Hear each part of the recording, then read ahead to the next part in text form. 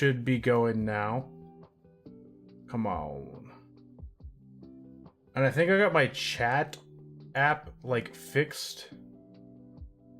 So that's cool. Okay. This one, shorts. Activate selected. Okay. I should actually have ended? What? No. Yeah. Already added. Let's do it. Shorts. Activate selected. Okay, cool. I have all the chats going now. I got Twitch and I got the two YouTube chats. One for vertical live and one for regular live. But yeah. I have not gone over the full document yet by myself, but I did. One moment. I did skim through it when I was at work, so I have a little bit of knowledge of the document, but nothing like crazy. I didn't like go through the whole thing yet, so I'm gonna be learning through this as much as you guys are. So that'll be fun. Let's go ahead and switch screens though. And I want to make sure I get the vertical live to have it on screen. Okay, yeah, my vertical live is going. Here is the document though. Okay, I gotta move that over here. Okay. We're doing this. Playing this by ear for sure. Okay, there we go. I think at least for the vertical live, I am going to basically crop it real quick. Just so they can see the document real well. Yeah, if I am trying to show you guys anything else afterwards though, it might be hard for you guys to see. But yeah, you guys, I'm gonna get vertical live is gonna get the nice zoomed in version of this. And where's the chat? I want to make sure the chat. I'm gonna make the chat pretty small in vertical live because we're going over the document, you know. So yeah. Cool. Actually, you know what? There we go. I'm gonna put the chat here, and I'm gonna make this fill up the whole thing, basically. Yeah, it's gonna be a very unique experience for vertical live. Okay. Yeah, the chat's gonna actually be over me. Kind of like... There we go. Oh. Do I want to do that? Yeah, fuck it. Fuck it. Okay. Yeah, let's do this, guys. Oh, do we got a double take thing going on right now? I think I got double seeing things happening on the not vertical live. Oh yeah, I got 2 display captures. What's up with that? Which one do we want? I'm gonna go for this one.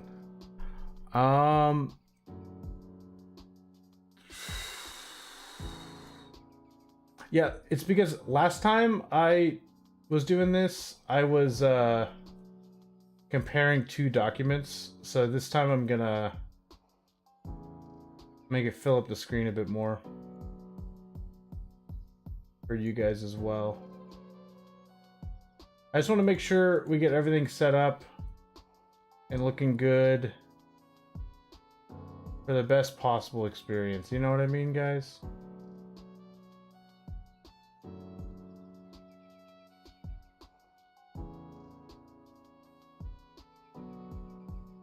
There you go. I feel like that looks good. And now the final thing is volume of music. I want it to not be that loud. Come on. There we go. Just like barely there. Barely there. Okay, guys.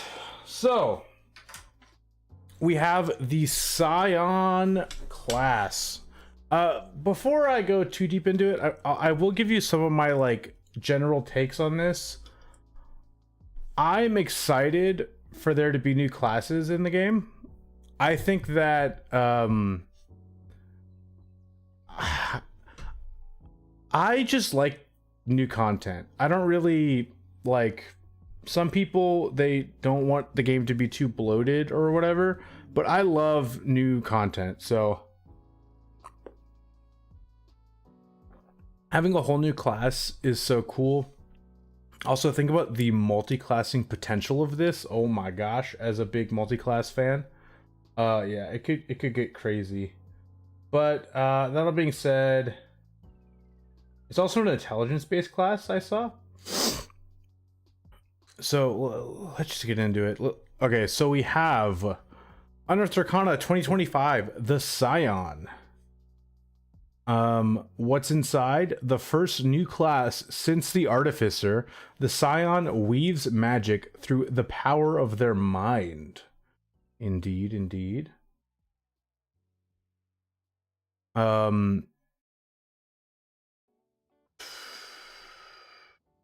Four subclasses provide unique identities for a Scion character: the Metamorph, the Psi Warper, the Psykinetic, and the Telepath.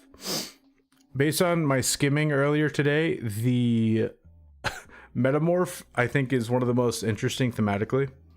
And we have spells. A collection of spells, both familiar and new, enhance the options available to the Scion.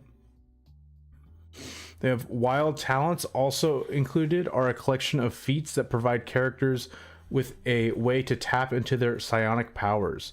Backgrounds representing their connection to wild talents will be included with these feats in a future book if they become official. But in the meantime, a character who takes the noble or sage background can choose a wild talent feat in place of that background's origin feat, and any character can choose one of these feats when their class normally allows a feat choice. So we're going to get new feat options, and these are all origin feats, it seems. So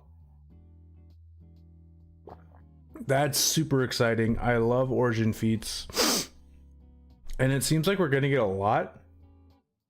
I've heard there's some controversy. Again, I was skimming through Reddit today. A lot of people are upset that the Scion is a spellcaster, because the whole point of psionics is supposed to be that it's like different from magic, and I totally understand that. But I feel like with the rules that we already have in the game, where there's basically martials or magic users, they would have to make a whole bunch of new stuff in the game, and this is probably just easier for them.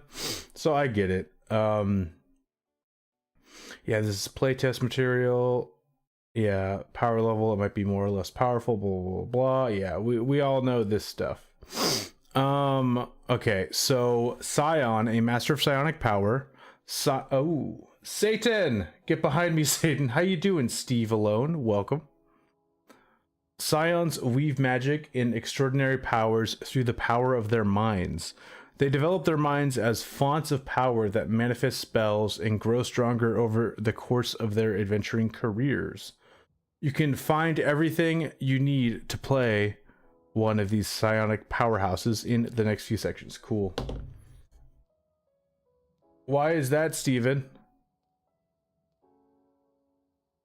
What is a Scion? Scions are spellcasters who can... What is demonic? Steven.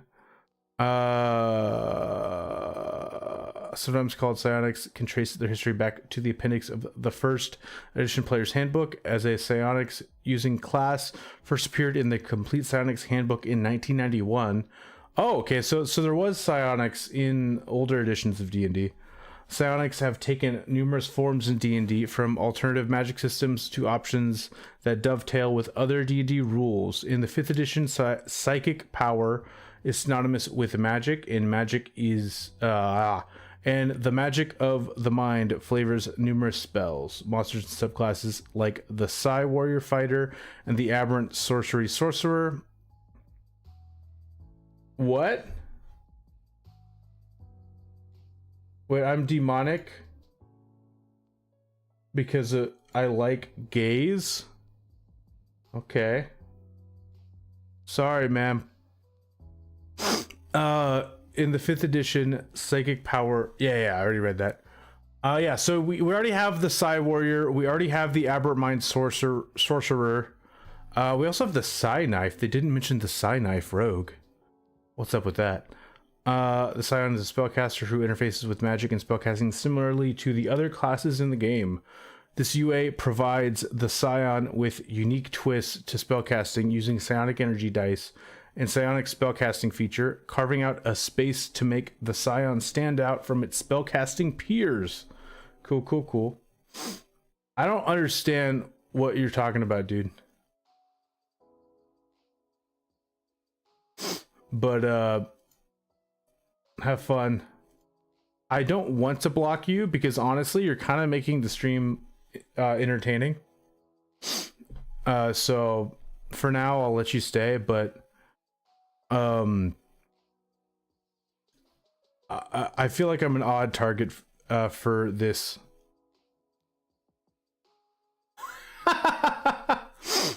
Dude, we're talking about Dungeons and Dragons, like a tabletop game.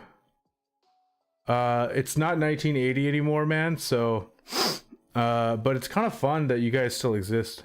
Okay, so we got primary ability, intelligence, hit point die, d6 per Scion level. Oh my god, ads. Okay, I might actually have to block you, dude. Yeah, I'm gonna block him. What's up, Zach? Steven alone, I'm sorry, but you're gonna be alone again. So, rip.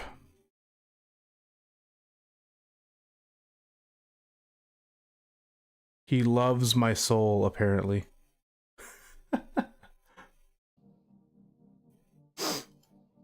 It was entertaining for a while. Okay, so yeah, intelligence in wisdom, saving throw proficiencies. That makes total sense. Choose 2: Arcana, Insight, Intimidation, Investigation, Medicine, Perception, and Persuasion. Weapon proficiency simple. No armor training. Starting equipment. Yeah, pretty typical. Like, basically, it's the wizard shit. So that makes sense. Okay. One thing I'll go over here, guys, is they have Psionic Energy Dice, just like the Psi Warrior and the Psi Knife. Psi Knife has those, right? I forget. And they go up similarly to like the Monk. What's it called now? It's not Key anymore. It's Martial Arts Die, I think. And it also goes up similar to like the Bardic Inspiration die, and then you get 4, and then the number of dice goes up too. So unlike the Bard, where Bardic Inspiration goes up with your Charisma modifier, it actually goes all the way up to 12. So you get more Psionic Energy dice than the Bard gets Bardic Inspiration dice, if that makes sense. And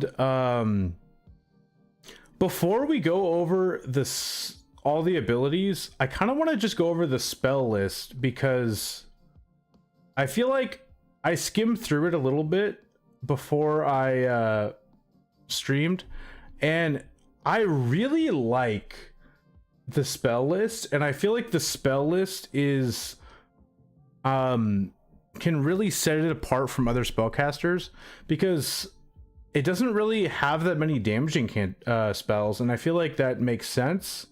And basically it seems like all the damaging spells for the most part are spells that do psychic damage. And there isn't that many spells that do psychic damage, so it makes it really unique. But if you look here, we got Animal Friendship, Charm Person, Command, Comprehend Languages, Detect Magic, Dissonant Whispers. We got all these spells. The only one that does damage out of the first level spells is Dissonant Whispers.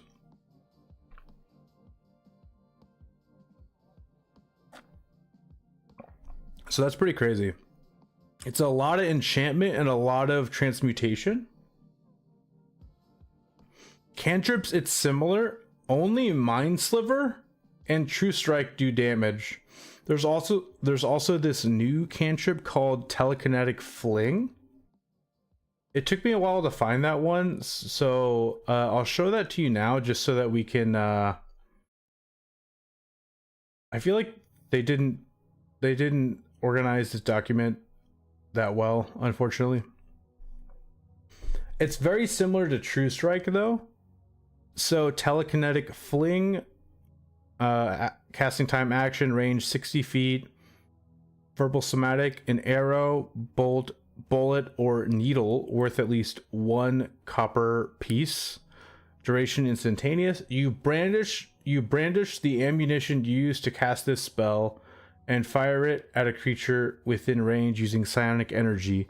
Make a ranged spell attack against the target. On a hit, the target takes 1d10 force damage and the ammunition is destroyed. And then it goes up to 2d6 at level 5, 3d6 at level 11, and 4d6 at level 17. So it's like... it's fine. It's not like super good, but it's also like there's nothing wrong with it. It doesn't use your spellcasting. No, you make a ranged spell attack, so it does use your spellcasting ability modifier, I assume, if it's a ranged spell attack. So that's cool.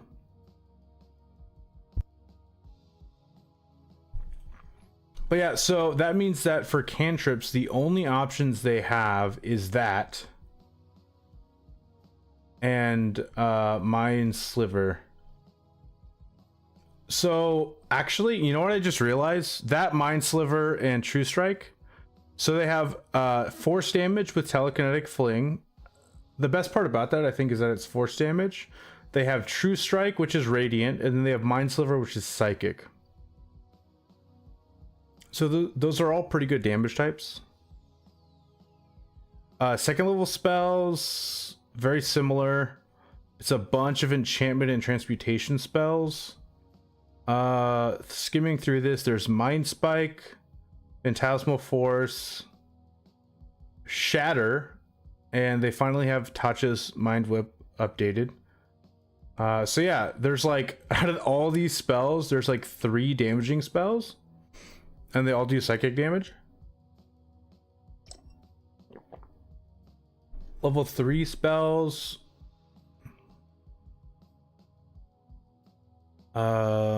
We have, oh yeah, there's a completely brand new summoning spell, which I'm excited to look at.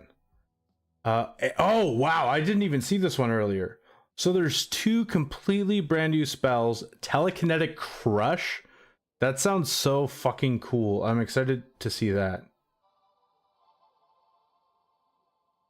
But these seem to be the only damaging 3rd level spells.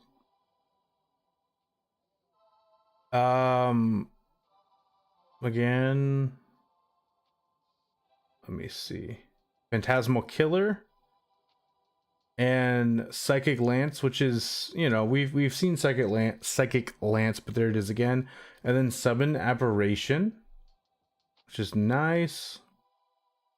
Okay, 5th level spells. Oh wow, Synaptic Static. Oh, JP, how you doing? Welcome. We're looking at the Scion. Right now I'm just going through the spells. I have not gone through any of the class abilities. I just wanted to look at all the spells first. Yeah, these are all really good spells, but there's only like Synaptic Static here at 5th level for damage. Oh, wow. We got Blade Barrier. This is normally a cleric exclusive. So that's cool. Getting another class with it. Maybe wizards have it too. I don't really remember. And Disintegrate. Yeah. Wow. And we're starting to get to the spell levels where there's just not a lot of spells anyway.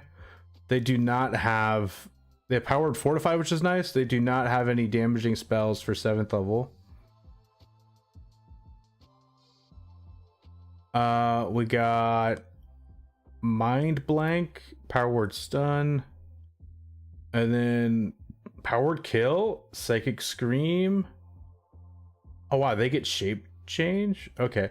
So yeah, I'm not gonna literally read out every single spell, but I'll definitely revisit this, especially when we get to see the completely brand new spells.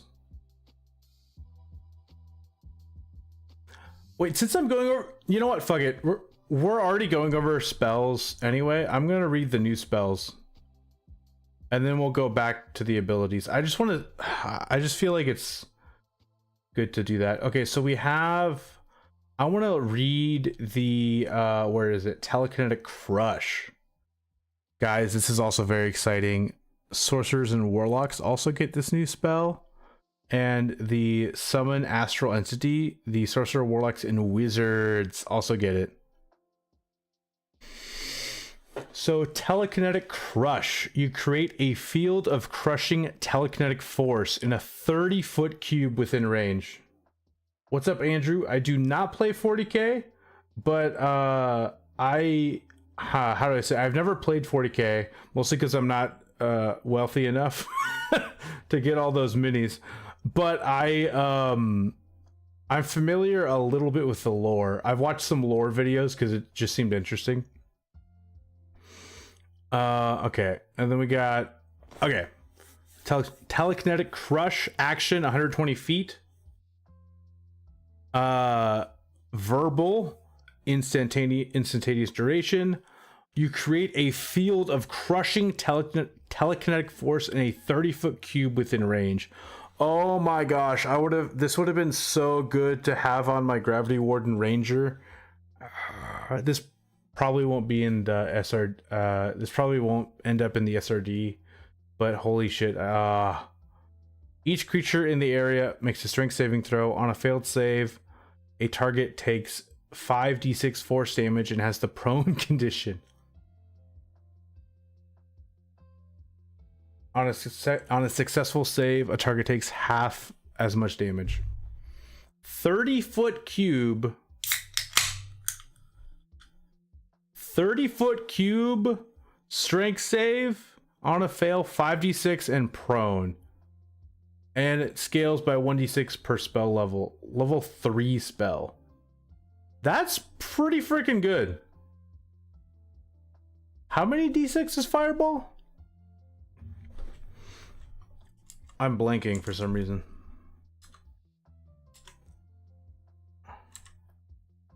How's your guys' day been, though, by the way?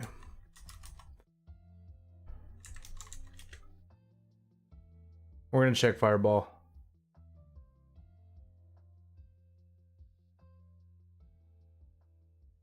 D-draws? I do not know D-draws. I'm probably pronouncing that wrong. Okay, yeah. So it's significantly... It's a little more than half the damage of Fireball, which makes sense. But then it also has the chance of causing the targets to become prone. So that's pretty sweet.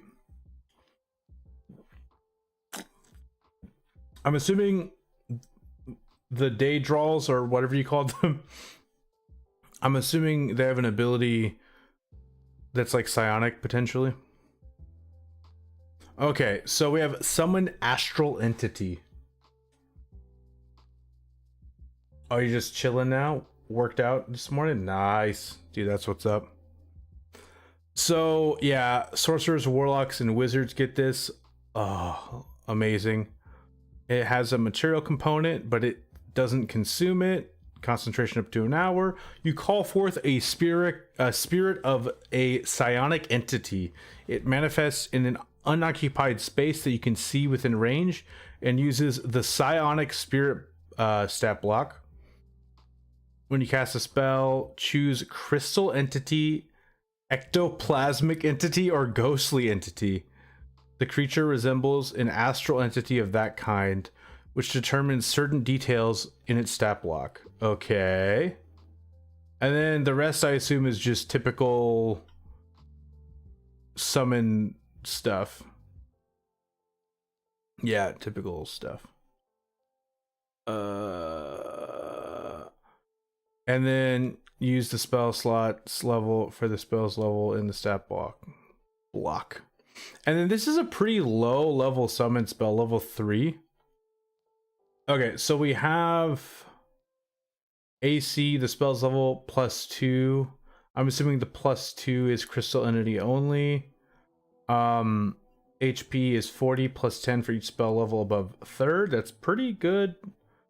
Speed 30, and then fly speed 30 for the ghostly entity. Okay, we have dark vision, blah, blah, blah, deep speech specifically, and then telepathy. Traits: the ectoplasmic entity and the ghostly entity only have incorporeal passage. The spirit can move through other creatures and objects as if they were difficult terrain. Cool, cool, cool. If the spirit ends its turn in such a space, it is shunted to the nearest unoccupied space and takes 1d10 force damage for every 5 feet traveled. So that's pretty nice. But it's mostly a ribbon feature, I feel like. I feel like it could be pretty cool for like... Honestly, I just realized something. If you had this on a warlock and you cast and you used their invocation, Gaze of Two Minds, that could be pretty sweet. Anyway, the spirit makes a number of attacks equal to half this spell's level, rounded down. So at this level, it's going to be making only 1 attack, but right away at when you get to cast it at 4th level, it gets 2 attacks. That's pretty sweet. Okay, so Crystal Entity does 1d10 +3 plus the spell's level piercing damage.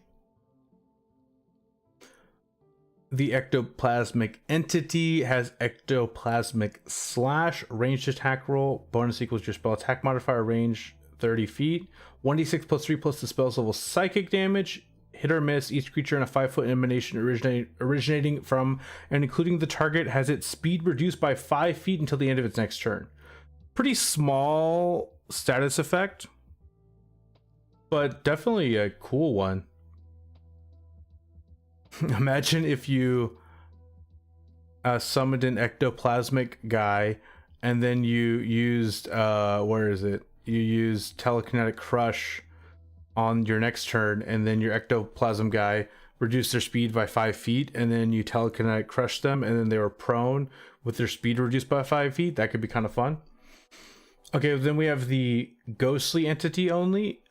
Ephemeral Ray, range attack roll, bonus equals your spellcasting ability modifier, 1d8 +3 plus the spell's level psychic damage. Okay, so it seems like Crystal Entity is your tanky melee summon. Ectoplasmic Entity is your weird one with a fun status effect. And your ghost is probably the one that I would use most often because it's a 40 HP isn't that much. If you have this little guy, then he can do range damage from a safe distance, and it's psychic, so yeah. Oh, it has a reaction. The Crystal Entity does. The spirit is hit by a melee attack roll. Response: the spirit halves the damage, rounded down, and it takes from that attack. Spirit can then teleport to an unoccupied space it can see within 30 feet of itself. Okay, that's pretty freaking cool. So it's actually really tanky. It doesn't just have higher AC, it also has a reaction to reduce damage and teleport away. Wow. Okay. That's a cool spell. I gotta say, that's pretty sweet. But now that we've gone over the new spells and kind of skimmed through their spell list, we got the basic idea of it. Let's actually start going through the abilities. So we have becoming a Scion. As a level 1 character, gain all the traits in the core Scion traits table. Okay. Spellcasting, Psionic Power, and Subtle Telekinesis. And then multi-classing, it's the same as multi-classing a wizard, it seems. As a Scion, you gain the following class features when you reach the specified levels. These features are listed in the Scion features table.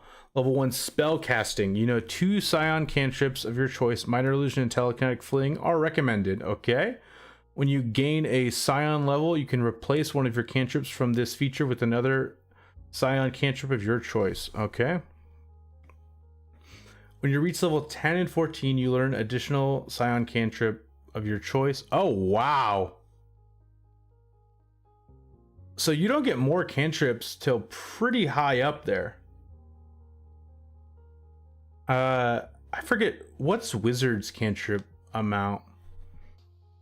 I know that sorcerers and warlocks get like so many cantrips. So that just feels like that's not very much.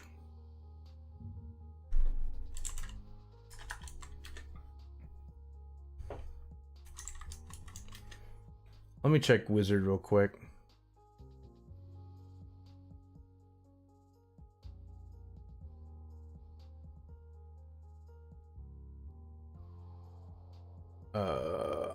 Three, 4. Yeah. By level 10, they have like more than double what Scion has. Okay. So it's light on the cantrips. You gotta really know what you want.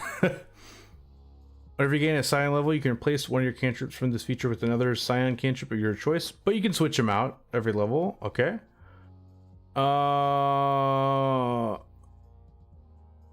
Yeah, and it seems like it's a full caster. It has normal spell progression.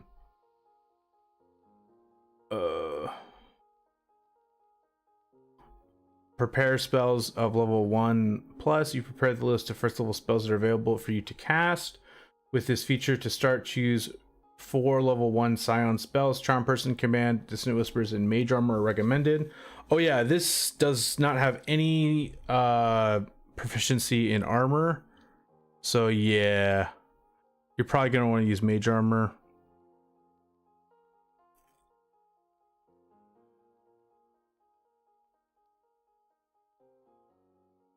Sorry.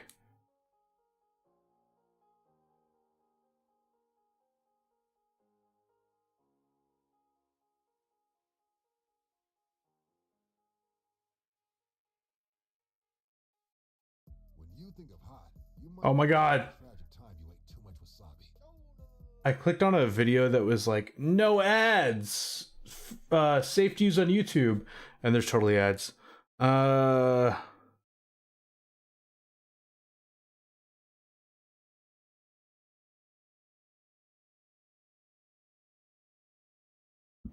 Okay.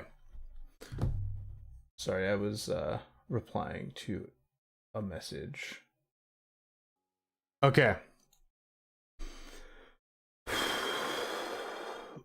I don't think I'm gonna... Oh yeah, I feel like this I don't really need to read because it's all typical, but this is different. Psionic spellcasting. Okay guys, this is a bigger deal than you would think. When you cast a Scion spell, the spell doesn't require... That spell doesn't require a verbal or material component, even if the spell includes verbal or material in its components entry, except material components that are consumed by the spell or have a cost specified in the spell. So guys, this is like insane. That's every single spell. You never have to use verbal or material components. Oh my gosh. All verbal spells that you do, you just do them. That also means that you can't be counterspelled. That's pretty crazy, right? And this is at level 1.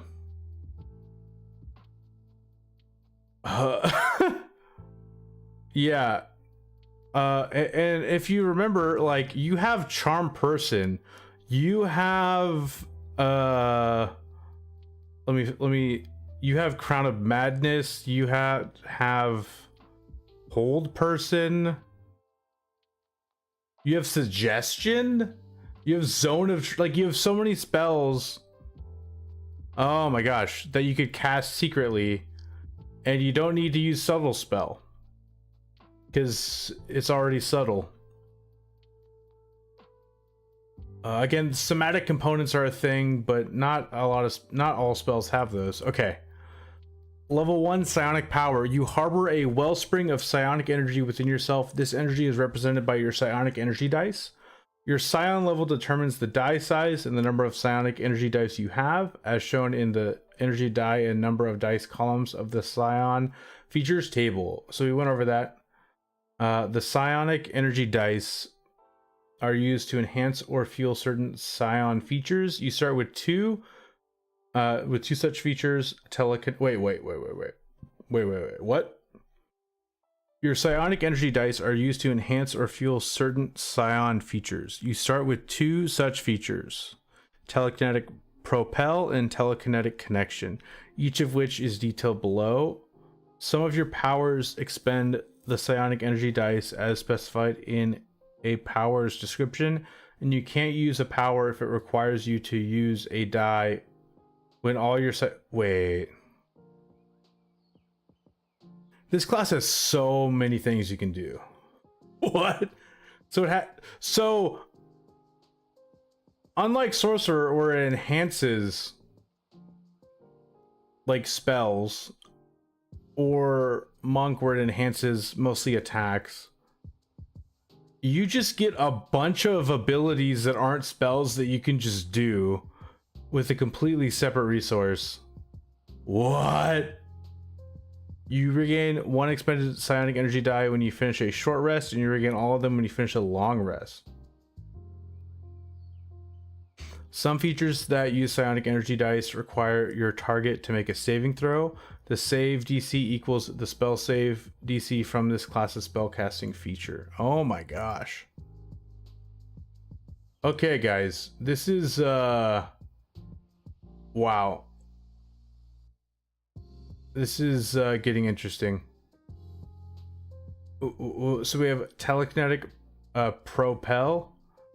As a bonus action, choose 1 larger, smaller creature other than you that you can see within 30 feet of yourself, and then roll 1 psionic energy dice. The target must succeed on a strength saving throw or be pushed or pulled, your choice, up to a number of feet straight away from yourself, equal to 5 times the number rolled.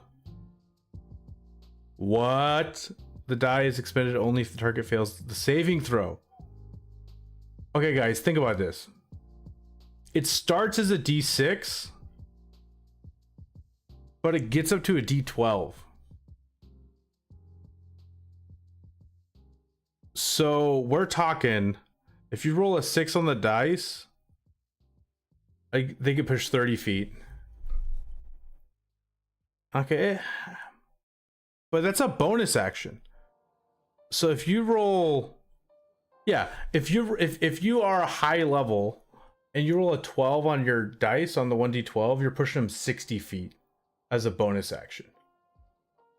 And then if it fails, you keep the dice. I guess it's not that crazy, but if you combined it with other abilities in the game, it could get pretty crazy. That's pretty sweet. And then you could roll a 1 and they get pushed 5 feet. It's kind of fun that you don't know how much they'll be pushed. Okay, then we got telepathic connection. You have telepathy with a range of 5 feet. As a bonus action, you can expend 1 psionic energy die and roll it. For a number of minutes equal to your Scion level, the range of your telepathy increases by a number of feet equal to 10 times the number rolled. Okay. That's kind of weird. I feel like they wanted to give you telepathy, and they're like, we need to make it work with this dice somehow. You know what I mean? Like, it seems kind of, because you could just get the telepathic feat and just have telepathy, and and then if you have that feat, then this feature is useless. But you know, whatever. I guess you don't have to take a feat and you can get a worse version of telepathy. Okay. Level 1. Oh, guys, this is not a Psionic Energy Dice feature. This is just another level 1 feature. We have Subtle Telekinesis. You know the Mage Hand cantrip, and you can cast it without somatic components. And you can make the Spectral Hand invisible.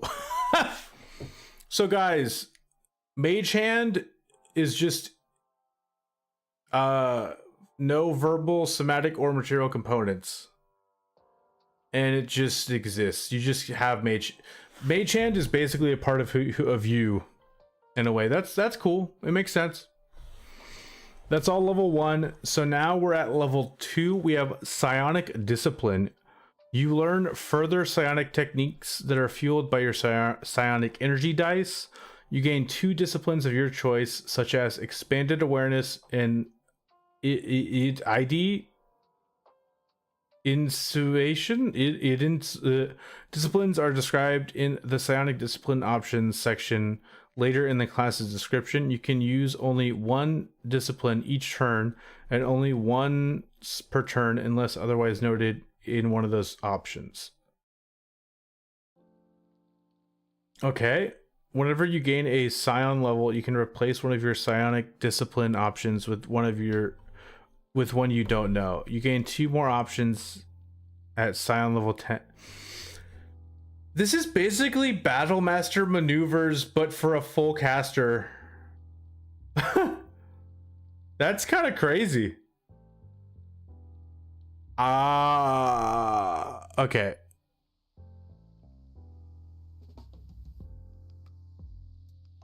Okay. I'm kind of confused with how you gain them. So you gain... Okay, so at level 2, so you always have telepathic connection, and you always have telekinetic propel. But then at level 2, you get 2 more. And then whenever you gain a Scion level, you can replace one of them. And then you gain 2 more at level 10 and 2 more at level 17. Okay. We have to go over them, guys. I'm going to go over the Psionic Disciplines because this plays in... Oh, okay, so we have a lot. Wow. 1, 2, 3, 4, 5, 6, 7, 8, 9, 10, 11. Oh, okay. This is at level 2, by the way, guys. We're still only at level 2. There's 4 subclasses to go over. Oh my gosh, guys. Okay, this is gonna take a while. Okay, Psionic Discipline options appear in alphabetical order. We have Biofeedback. When you cast a Scion spell from the Necromancy or Transmutation School, you can expend 1 Psionic Energy die and roll it. You gain a number of temporary hit points equal to the number rolled, plus your intelligence modifier. Okay, so... That's pretty cool. That's a good sustain option. You just get temporary hit points and you can choose when you do it. It also doesn't say a leveled spell, so it could be a necromancy or transmutation cantrip, which I don't think they have much. But like let me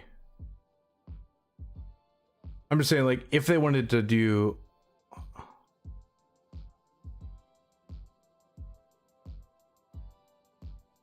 Okay, so like the subclasses will probably implement some stuff, but like you could like just cast prestidigitation before a fight, and then you can get you can get some temporary HP.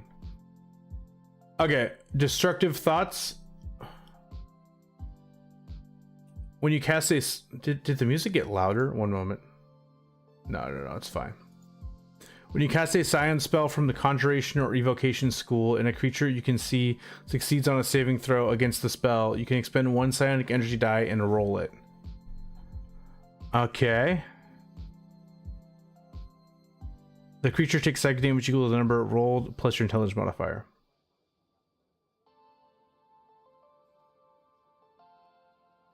Okay, so it seems like... Said hi. Jackson! Hi, how you doing? Welcome. Okay, so what's interesting about this...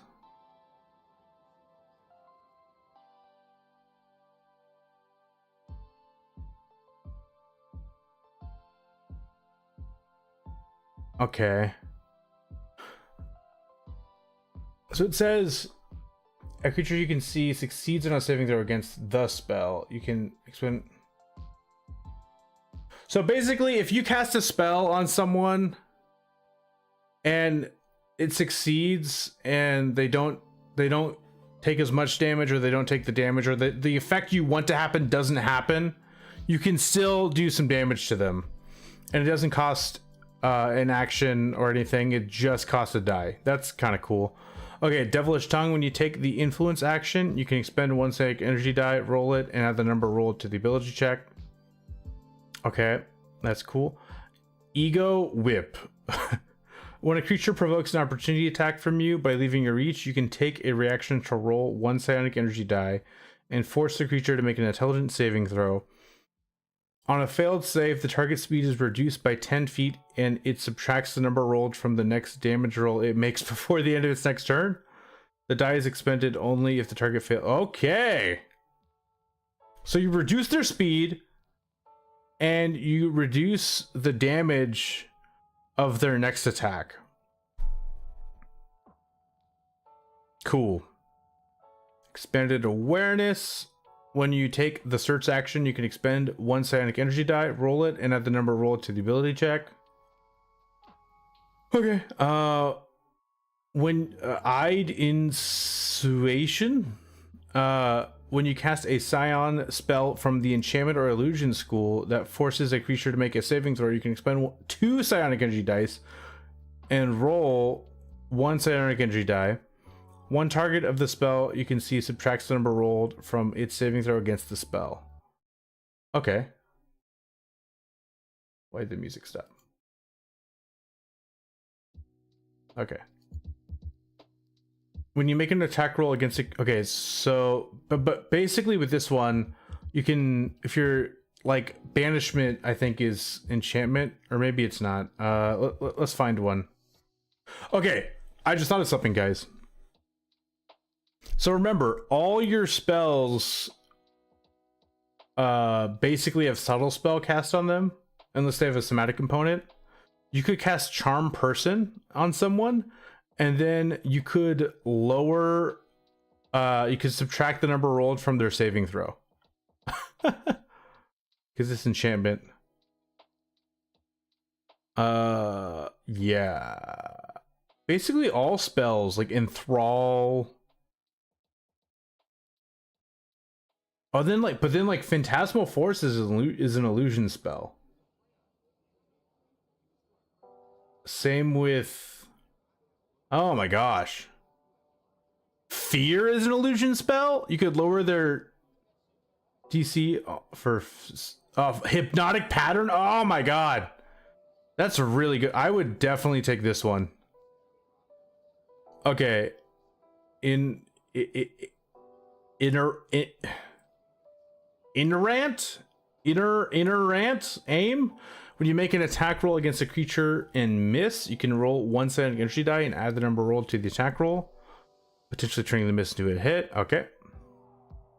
And then Psionic Backlash. Immediately after a creature you can see hits you with an attack roll, you can take a reaction to expend 1 psionic energy die, roll 2 psionic energy dice, and subtract the number rolled on each die from the total. Wow. Okay. So you only expend 1 dice, but you roll 2. In addition, you can force the attacker to make a wisdom saving throw. On a failed save, the target takes like a... What? Okay, so as a reaction, you can expend 1 psionic energy dice. Okay, think about this. So at level 2, you have 4 psionic energy dice, and they're d6s. Okay, so you get hit. You reaction, consume only 1 of your dice, and you roll 2, so you're gonna on average roll about 6, but you can roll up to 12. You reduce the damage taken by 6, and then you deal 6 damage to them? Is that what it is? And then you do 6 psychic damage to them. And then at high levels, that can be reducing the damage by 12 up to 24 and doing 12 to 24 damage to them. Oh my gosh.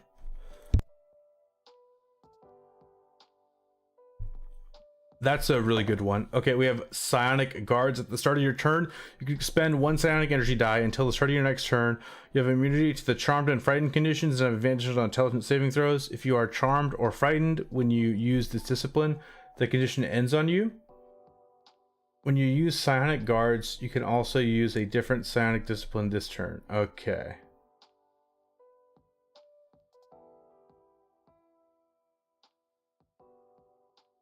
That's pretty cool. So, okay. Basically, charmed and frightened isn't a problem for you. We have swift precognition.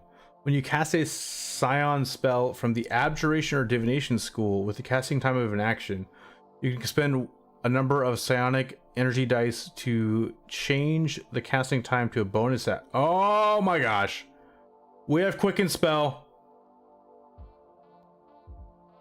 Casting to a bonus action for this casting. The number of dice equals 1 plus the spell's level.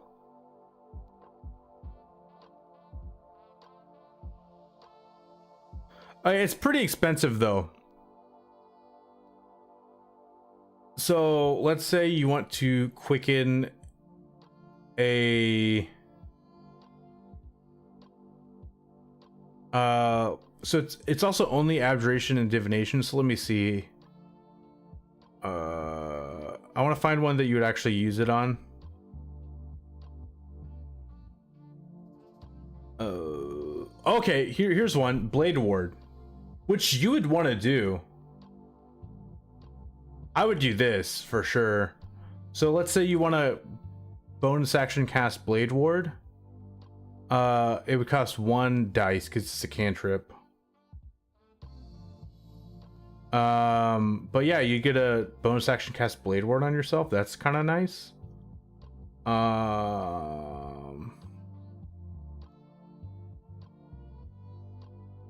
Wait, I forgot that True Strike is divination. You could bonus action cast True Strike, guys. Oh my gosh. That's pretty sweet. And then we got, let me look at other ones.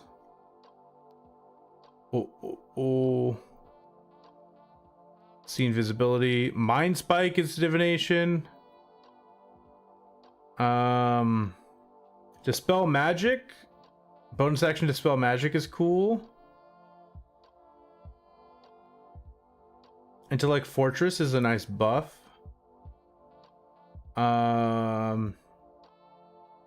Bonus action Freedom of Movement is very clutch. We got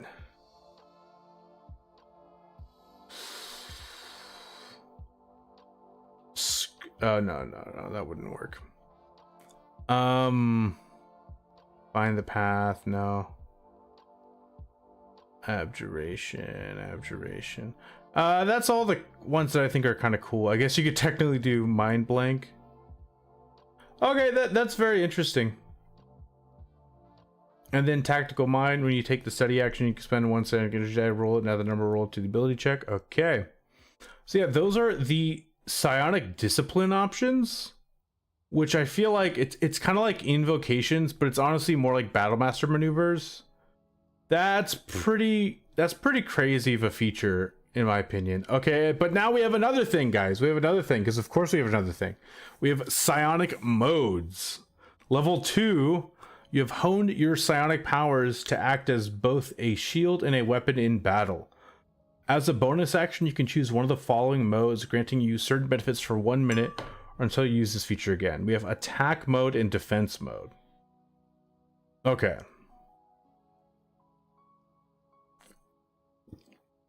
This doesn't seem to have a resource. Oh, no. Twice a day. Long rest. Okay, attack mode. Damage from your weapon attacks, psionic spells, and psionic features ignore resistance to psychic damage. In addition, when you roll damage for a spell, you can expend 1 psionic energy dice to re-roll a number of damage dice up to your intelligence modifier. Oh my gosh. So it's an empowered spell.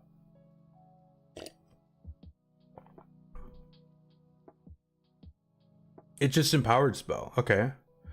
Defense mode, you have resistance to psychic damage. In addition, when you fail an intelligence, wisdom, or charisma saving throw, you can take a reaction to expend 1 psionic energy dice. Roll the psionic energy die and add the number rolled to the saving. Indomitable! Ah! Grimbomb, how you doing, man? Oh my gosh. Dude, 49 months? Holy shit. That's crazy. I'm talking about nerdy D&D stuff. I need to refresh my OBS. Or my, mix it up. I'm going over this new document for, D&D. How do I refresh this? It's been a while since I've done that. One moment.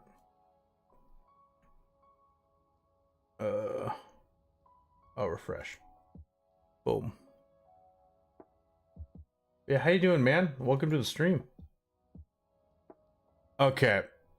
They're adding a new class to D&D, dude.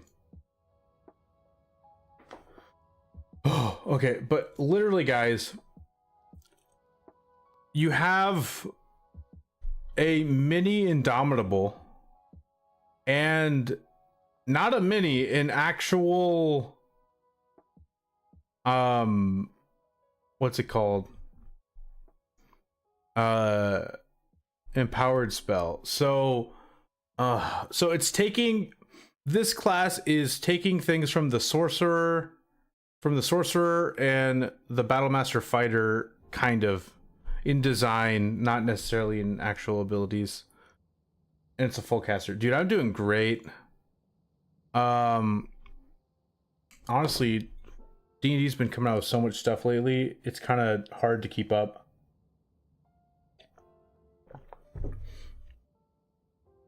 Also, I don't know how long I'm going to go for, guys, but since I'm only at level 2 abilities, it'll probably be a while.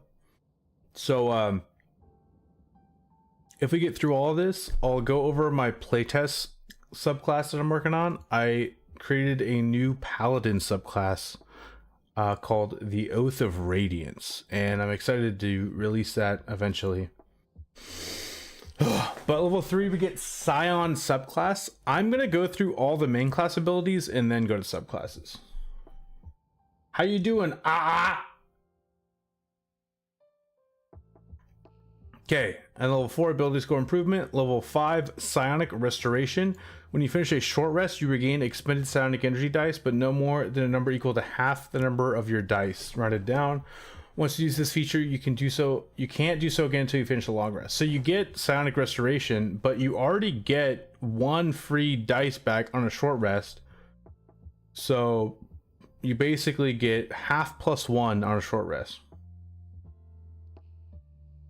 Dude, I haven't been in your chat lately, but I have been watching your Oblivion Remastered streams from time to time. I also have it, and I haven't done a stream yet. It's so fun, dude. I love the new remaster of Oblivion. Oh my gosh. Okay.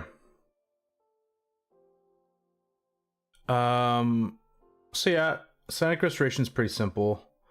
level 7, when you roll initiative, you can expend one of your hit point. Wait, what? Hit point dice? Not psionic energy dice, hit point dice. Okay. Hit point dice and regain 1 expended use of your psionic modes. Okay. In addition, after you roll 1 or more psionic energy dice, you can expend one of your hit. What? Yeah, dude. It was very sudden and out of nowhere. Kind of like this thing. This is a... Maybe I did. You don't know. I don't know. You're right. This Scion class that they... playtest that they released came out of nowhere. This ability is so weird, though. I don't like this one. Not because it's not strong or weak. Because it's confusing. Okay, so... remember, hit point dice are the dice you get to heal on short rests. You expend one of it to get your psionic modes back. In addition, after you roll 1 or more psionic energy dice, you can expend one of your hit point dice and treat any roll of 1, 2, or 3 on those psionic energy dice as full. Wait.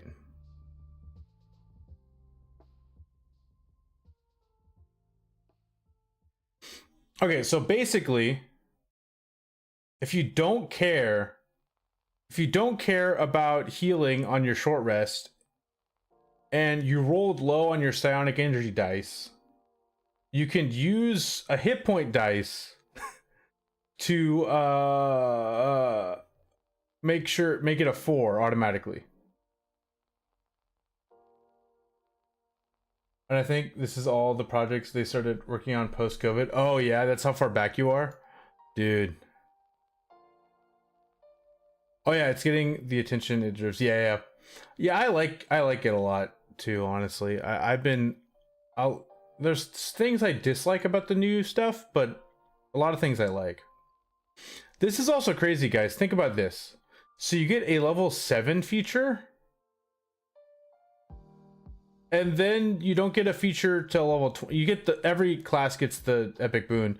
You don't get another main class feature until level 20. That means that the subclasses are going to be packed with features. Okay, what is level 20? Enkindled Life Force. Once per turn, when you expend 1 psionic energy dice and roll it for a Scion feature or Psionic Discipline, you can expend 2 of your hit point dice to roll 2 additional psionic energy dice and add the numbers rolled to... Wait, okay. Once per turn, when you expend 1 psionic... So you roll a psionic energy dice, and you roll it for a Scion feature or Psionic Discipline, you expend 2 of your hit point dice to roll 2 additional psionic energy dice and add the numbers rolled to... What? Okay. Wow. I understand the idea of using hit point dice, though, because it's supposed to be... Because normally hit point dice are used to gain health back on a short rest. So now that this class is using it as a resource, it makes it so it's like you're kind of gambling with your life force. So I get the theme. But that is all the base class, guys. We actually got through the whole base class pretty quickly because I didn't expect it to be like level 7 and then level 20. But now we have the fun part, the subclasses. Okay, guys. Oh my gosh. And then after the subclasses, there's a bunch of feats that are available. So okay, we skimmed through the spell list earlier. This one I'm super excited for. It is the Metamorph. Okay. Psychically sculpt life in flesh. Your mastery of psionic powers turns inward. Your own flesh becomes like clay to you, and you mold it to turn it into the perfect vessel of your psionic powers. Is the music too loud for you guys? I feel like...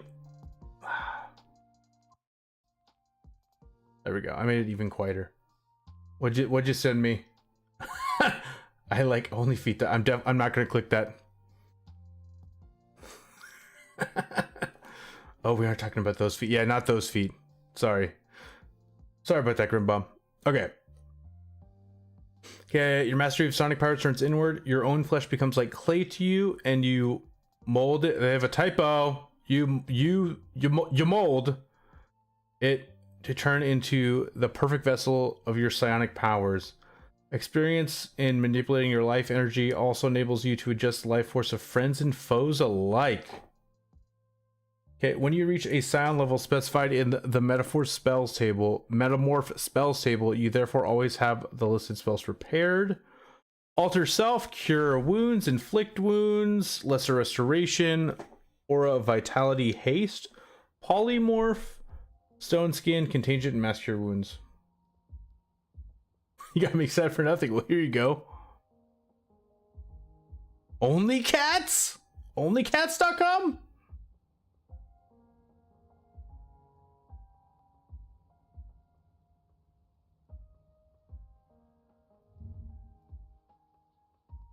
Oh, that's safe for stream. Look at onlycats.com, guys. Meow. That's a good website. Thank you. Yeah, I had to click that one off stream. Okay, this is super crazy, guys. So first of all, you got some healing abilities. That's cool. But here is the main ability for this subclass. Meow. Organic weapons. You can shape your limbs into weapons whenever you take the attack action or make an opportunity attack. So that's cool. You can do it every time you attack. You can reform your free hand into one of the following organic weapons: Bone Blade, Flesh Maul, or Viscera Launcher? What's Viscera? What's that word mean?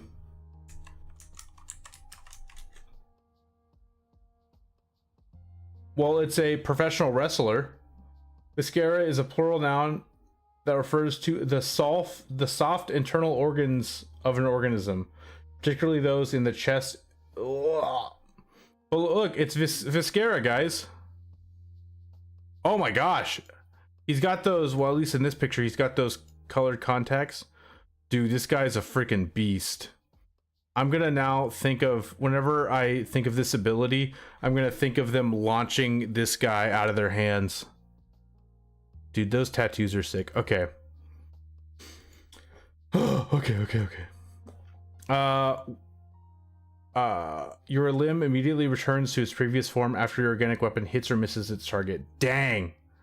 Whenever you attack with the weapon, you can use your intelligence modifier for the attack and damage rolls instead of using strength or dexterity. You guys probably couldn't see the Viscera guy. I just realized because I have it how I have the document. Whatever.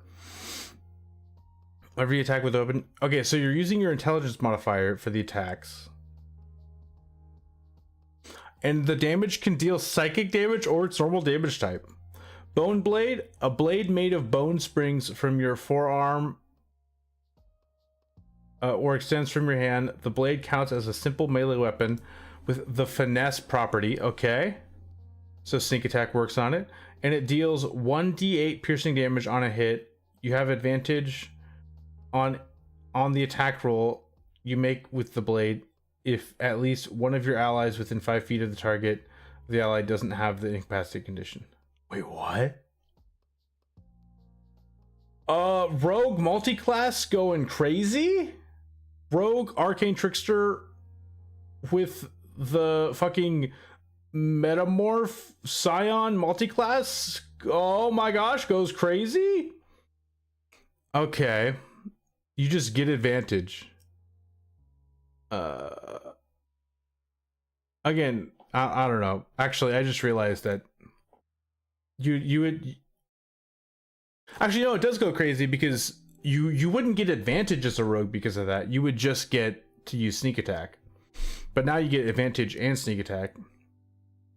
I shouldn't think about multi-classes too much. Anyway, Flesh Maul.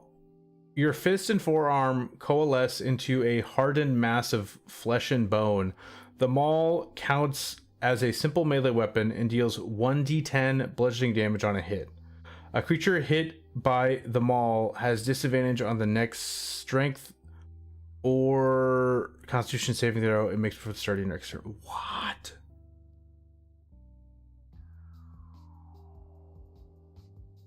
Guys, this is crazy.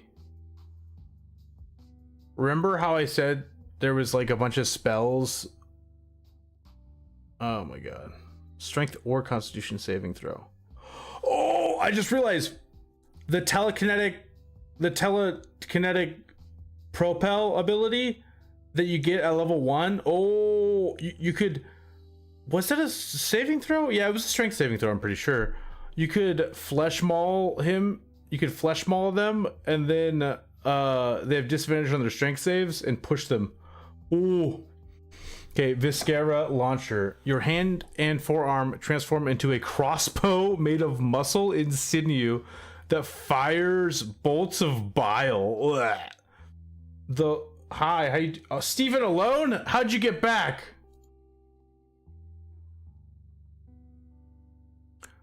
It's because he's trying to save me.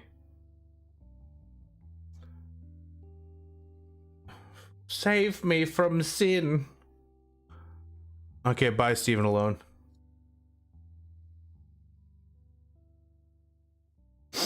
Okay. Let's go back. Okay. The launcher counts as a simple ranged weapon with a normal range of 30 feet and a long range of 90 feet, so pretty close quarters still. And it deals 1d6 acid damage on a hit. Once on each of your turns, when you hit a creature with an attack roll using the launcher, you can deal an extra 1d6 acid damage to the target. Okay, that's pretty cool. I think the Flesh Maul is my favorite. Yeah. Okay, level 3, Extend Limbs. As a bonus action, you can spend 1 psionic energy die for the next minute. You gain the following benefits.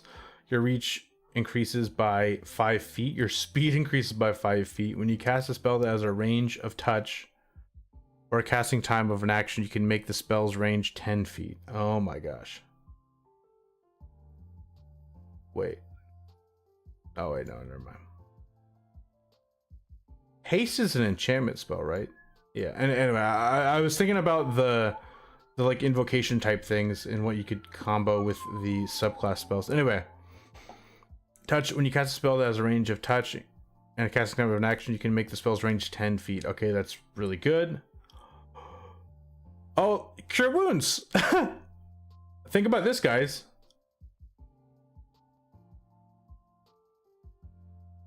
If you extend limbs and you have a friend that's 15 feet away from you, you could extend your limb and touch.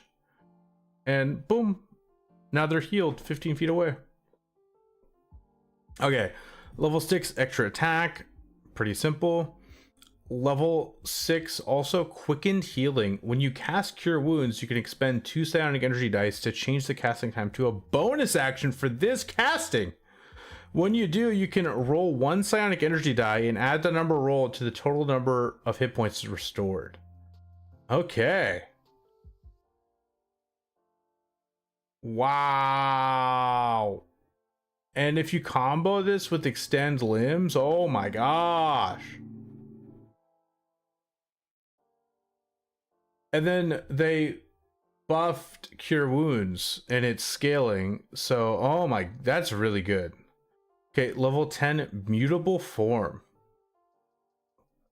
When you use Extend Limbs, the duration increases to 10 minutes and you gain one of the following benefits of your choice. The effects of which last until Extend Limbs ends. Okay, we have Stony Apparatus. You have advantage on Constitution saving throws to maintain concentration. Great for concentrating on haste or some other spell.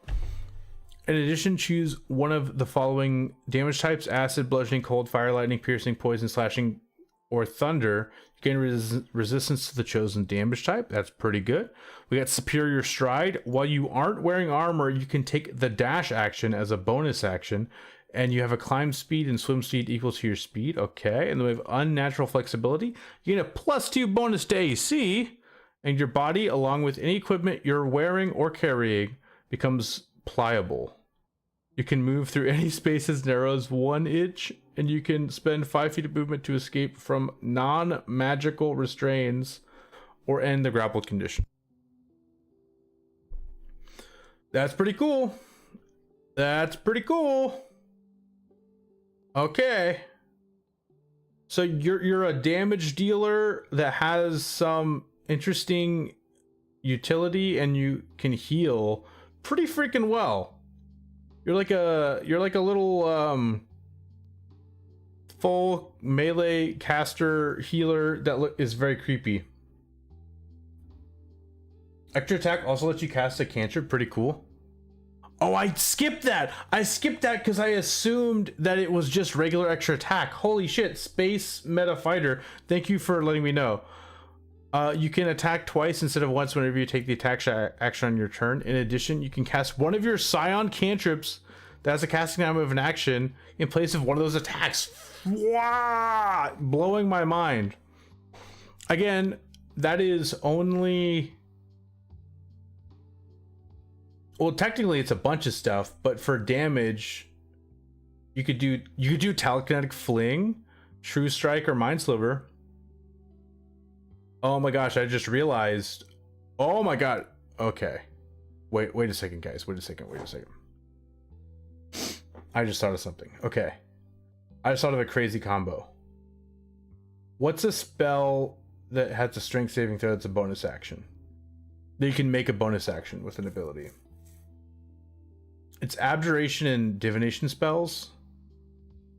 I know that. Is that new telekinetic? Oh, transmutation.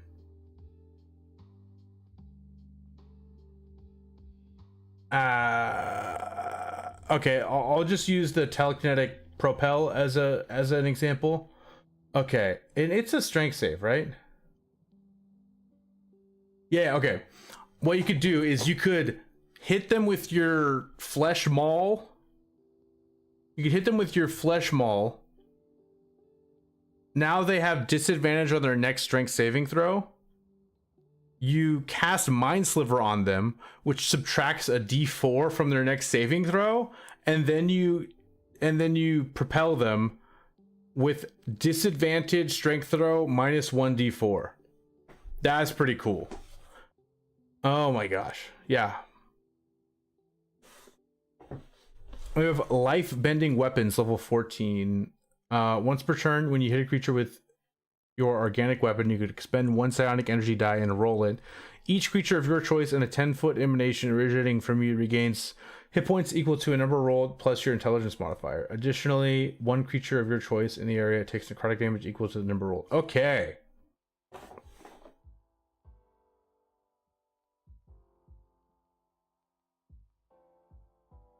So basically you're AoE healing people for like around 10-ish HP, depending on what you roll. Okay. And by level 14, how many dice do you have? Okay, so you have 10 dice. And it's a D10. So like every turn, you could just like do crazy AoE healing. Okay, that's pretty crazy actually.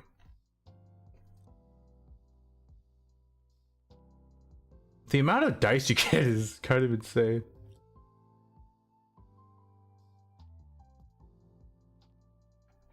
This is the creepiest support subclass I've ever seen. Because you're healing, you have lesser restoration, you have aura vitality, you have polymorph, you have mass cure wounds. Yeah, you're like a weird martial support healer that's terrifying. Okay, Now we have Psi Warper. I skimmed through this a very small amount.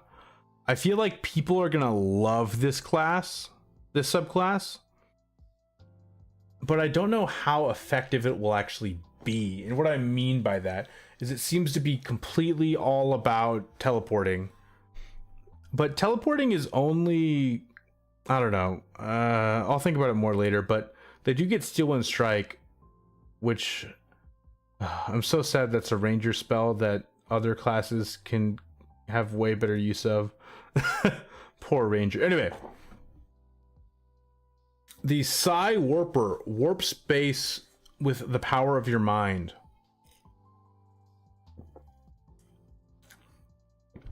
Sorry, getting thirsty talking this much. Psi Warpers, sorry.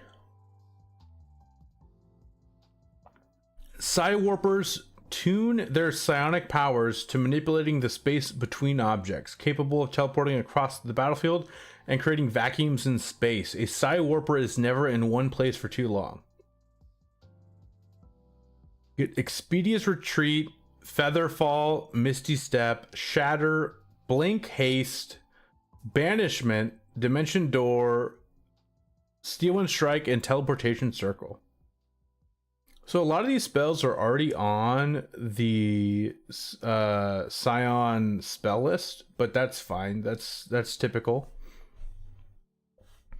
Okay, level 3 teleportation. You can cast Misty Step without expending a spell slot, and you must finish a long rest before you can cast it in this way again. You can also restore your use of it by expending 1 psionic energy die. No extra. Okay, so basically you get 1 free Misty Step, and you can now just use psionic energy dice to cast Misty Step. That's fine. It's similar to the Warlock one, the Fey one, Fey Wanderer, or the Archfey Patron. Okay, Warp Propel. When a target fails its saving throw against your telekinetic propel, instead of pushing it, you can teleport the target to an unoccupied space you can see within 30 feet. That is a horizontal position. I mean, that is horizontal to you. What? Okay. That's cool. I feel like that's not like that cool though. At 3rd level, I'm not super impressed, but it's also like not bad. Okay, level 6, we got Warp Space. When you cast Shatter, you can expend 1 psionic energy die to modify the spell so that the radius of the spell's sphere becomes 20 feet. Okay? So basically, you can make Shatter a bigger AoE. And if you guys don't know Shatter, I'll read it out to you. Shatter. I always have viewed this spell as a low-level warlock spell that you cast until you get a better one. So Shatter it has only a 10-foot radius sphere, constitution save, 3d6 thunder damage, and it scales by 1d8 per spell level. So it's like a half damage fireball with a con save and a small radius. But if you can make the radius bigger, that's fine. This class doesn't have fireball, so it's actually pretty good. It doesn't actually, I just realized it really doesn't have that much AoE potential at all. So Shatter is definitely a lot better for this class. Okay. In addition, creatures that fail the saving throw against the spell are pulled straight toward the center of the sphere, and ending in an unoccupied space as close to the center of the sphere as possible. Okay, so yeah, it's kind of like a. Okay, that's pretty cool. And then another 6th level ability. Oh, I totally forgot to print out the thing for you.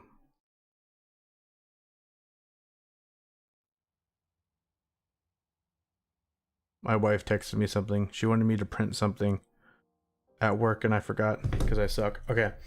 Immediately after you cast Misty Step, you can cast one of your Scion cantrips that has a casting time of an action as part of the bonus. Okay, so it seems like this class, they like to have, so far, both subclasses get a way to, at level 6, be able to cast a cantrip as a bonus action. Okay. Okay, that makes you want to teleport more, so that's cool. I now just won't Misty Step randomly. I have a reason to Misty Step. So I can use a Psionic Energy dice, and I can cast Mind Spike or the new cantrip or something like that as a bonus action. That's cool. Okay. Duplicitous target. When a creature you can see makes an attack roll against you,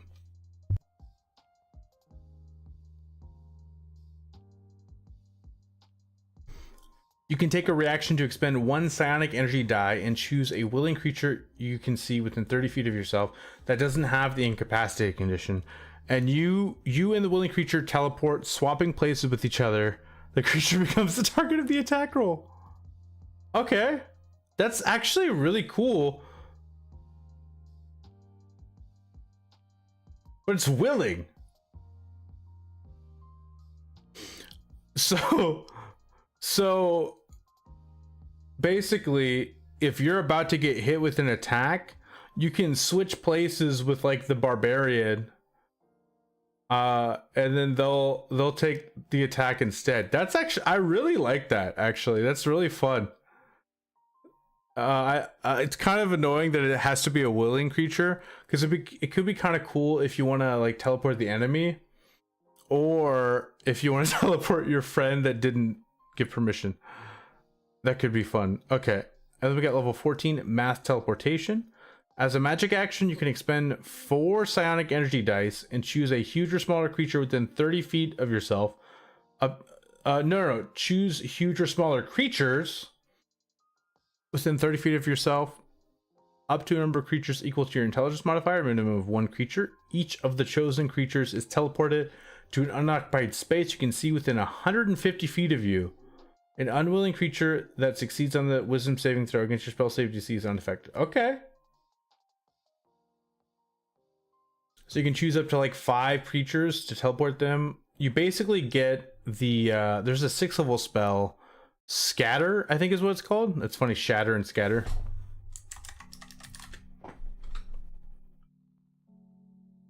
Yeah, it's a Xanathar's Guide spell. I don't know if they updated it.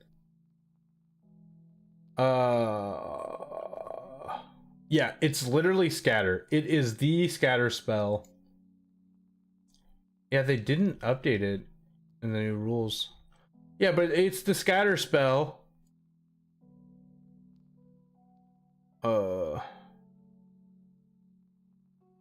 that's cool.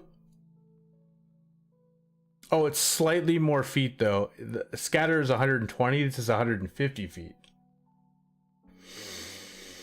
Okay, so that's the Psi Warper. I feel like the Psi Warper is pretty fun and interesting, but it's not nearly as strong as the Metamorph. But I feel like the Psi Warper... I feel like Psi Warper would be really fun to multi-class with. I could see myself wanting to... Oh, I don't know what build. I can't think of builds right now, but I feel like the Psi Warper could be really fun for some sort of like Gish build, because of all the movement you got. Okay, we have the Psi Kinetic. They came out with a video, like D&D came out with a video talking about this briefly. It was only like a 10-minute video. I didn't even watch it on stream, but they talked about how the Psi Kinetic is like the quintessential Scion, so I'm expecting pretty cool things here. So we have Psi Kinetic Mold Psionic Force for creation and destruction. A Psi Kinetic controls their psionic powers like a malleable force. They bend their telekinetic energies into sturdy barriers and strike with the force of a battering ram. You get Clouded Daggers, Levitate, Shield, Thunderwave, Slow, Telekinetic Crush, which we talked about, Arluke's Resilient Sphere, Stone Shape, Telekinesis, and Wall of Force. Guys, I'm kind of scared. I was planning to make a Bard subclass called the College of Mimicry, like a mime Bard. And just reading this makes me feel like this will have a lot of my ideas of the mime Bard. Well, but let's see what's going on in here. Okay, so level 3 telekinetic techniques. When you use your telekinetic propel, you can impose one of the following effects on the target. Boost, the target speed increases by 10 feet until the start of your next turn. Okay, so you can like propel your ally. Disorient, the target can make opportunity attacks until the start of its next turn. No, the target can't make opportunity attacks until the start of its next turn. Telekinetic Bolt, if the target fails the saving throw, it takes force damage equal to the number rolled on the psionic energy die. That's pretty cool. Okay, so you just telekinetic propel becomes a damaging ability. So you push them away and do some force damage.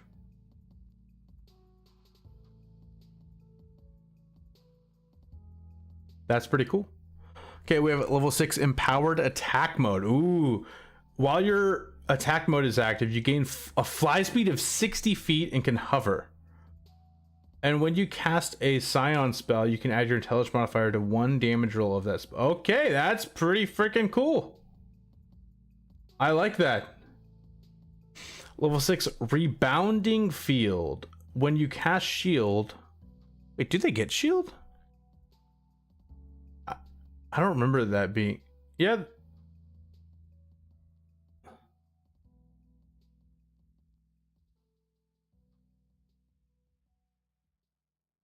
Is it in the subclass and I just missed it? Is it a subclass specific?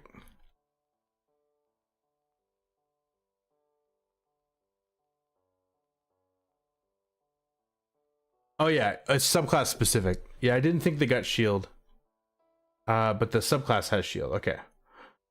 You can fly speed 60 feet. You can hover. Well, yeah. When you cast shield in response to being hit by an attack roll and cause the triggering attack to miss, you can expend 1 psionic energy die to launch the force back at the attacker. The attacker makes a dexterity saving throw. Roll 2 psionic energy dice. On a failed save, the attacker takes force damage equal to the amount rolled, and you gain temporary hit points. That's a lot. Temporary hit points equal to that amount. On a successful save, the attacker takes half as much damage only. Wow. That's super cool. So it's basically like deflect attacks, but caster version. I like that. Okay. When you cast Telekinetic Crush, this is enhanced Telekinetic Crush, level 10. When you cast Telekinetic Crush, you can expend 1 psionic energy die to modify the spell so that whether a creature fails or succeeds on the saving throw against the spell, its speed is halved until the start of your next turn. Okay. And if they fail, they're prone. Oh my. Okay. Okay, guys. So if they fail Telekinetic Crush, they're prone and their speed is halved. But from what I remember about how prone works, is it takes half of your movement. And I think it takes half of your current movement.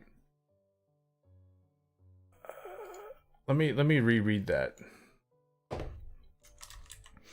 I guess what I'm saying is, I'm assuming if you get up from prone with half speed, I'm assuming your speed is now 1/4. Am I thinking about that correctly? Or is it just you can't move? Because from what I remember, you can only not move if your speed is 0.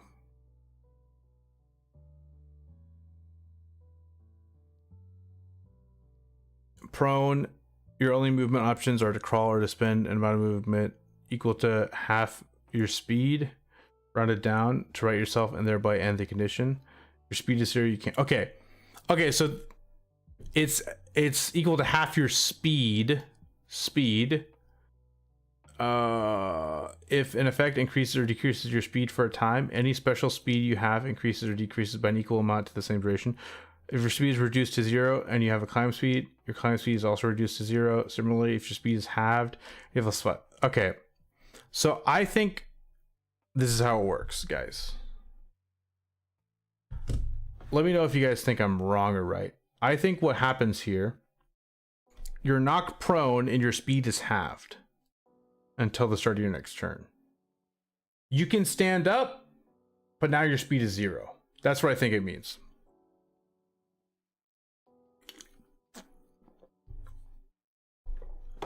Okay.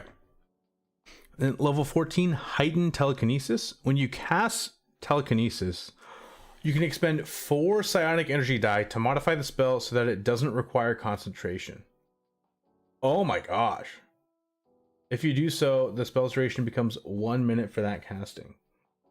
And you can target gargantuan creatures and objects. Ah! I love this.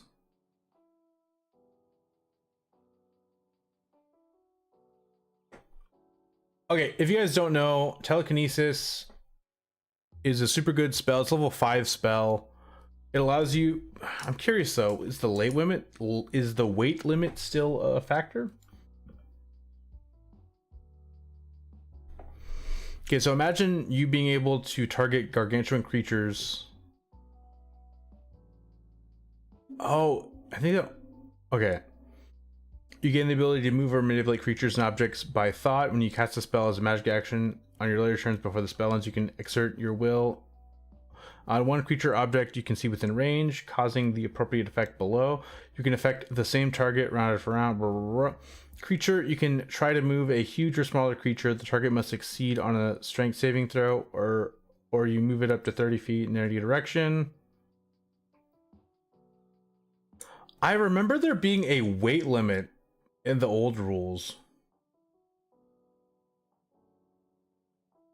Okay. Yeah.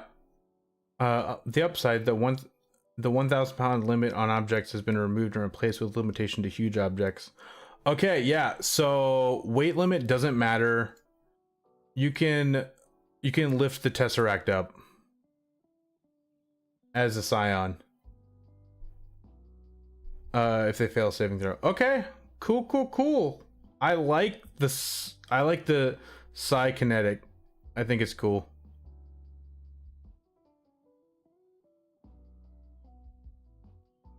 Wait, this isn't what you guys are seeing, right? You guys are seeing the actual. Yeah. Oh, yeah.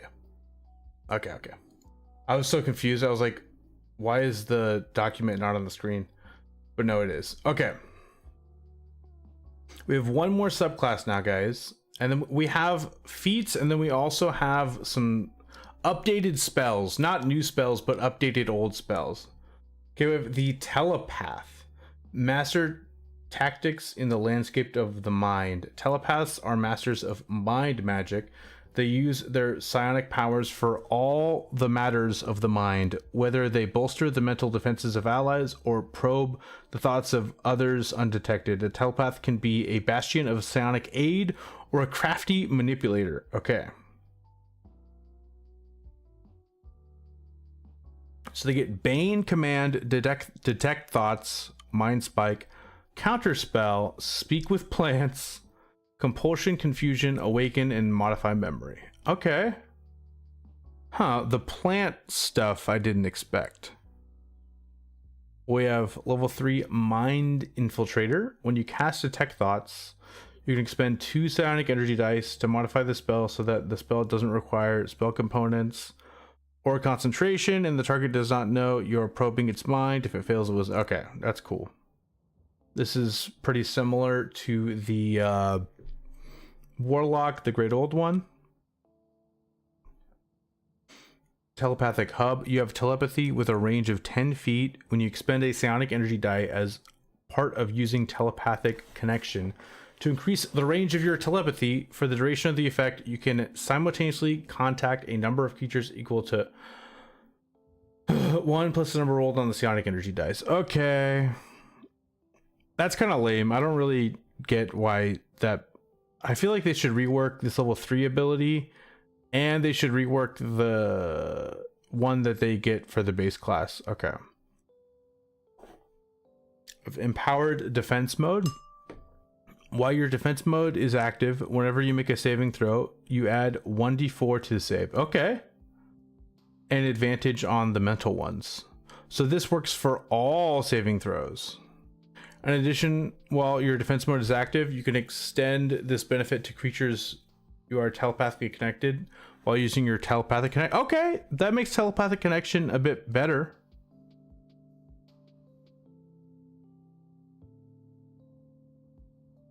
Okay.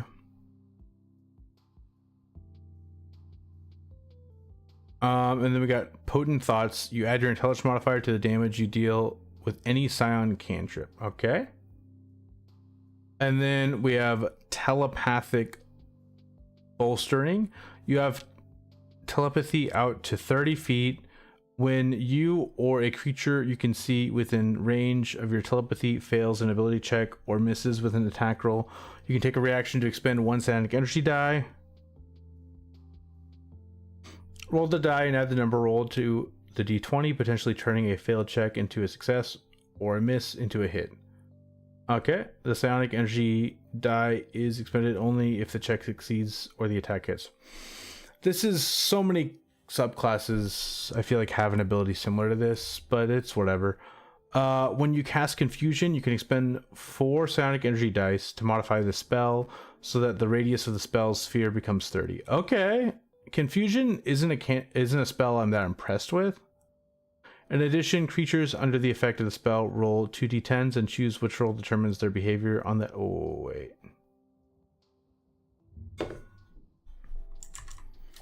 I gotta look at the Confusion spell. It's been too long. Maybe this makes this spell good. So it seems like normally... Okay, let's see.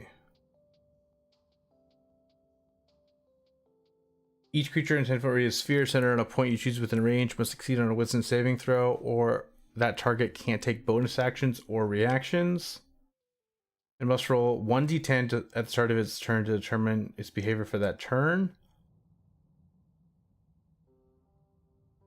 Okay, and then there's these actions, but what is it?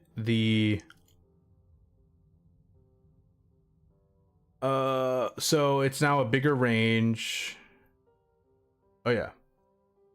In addition, creatures under the effect of the spell roll 2d10s and choose which roll determines their behavior on their turns. And you choose which roll determines their behavior on their turns. Wait, what? Oh, I get it. Okay, so this is how it works. So normally you roll a d10 and whatever one it lands on is the behavior for the creature on that turn. Instead, now you roll 2d10s and you pick which one is the behavior that they have. So the target doesn't take an action and it uses movement to move. Okay, so target doesn't move or take action. Target doesn't move and it takes the attack action. That makes the spell a little better. Basically, these two options make it so that they waste their turn. This option could potentially make it so that they attack a friend or an enemy. And then this option will probably just have them use a beneficial option for them. Okay. I feel like that's a lackluster capstone for the subclass. Telepath is my least favorite. Psykinetic, I'll do it in order from best to worst, actually. Metamorph is my favorite. My second favorite is telekinetic or psykinetic. My third favorite is Psi Warper. I feel like Psi Warper is cool thematically, but not very strong. And then my least favorite is for sure the telepath. Okay, I'm gonna go over the updated spells Actually, I'll save that for the end. I'm going to go over the feats, because I feel like I should go over all the new stuff first. So I'm going to go over the new feats, and then I'm going to go back and look at the updated spells. There are spells we're already familiar with, just updated. But first, I'm going to grab some water real quick. So I'll be right back. I'll be back in like a couple minutes.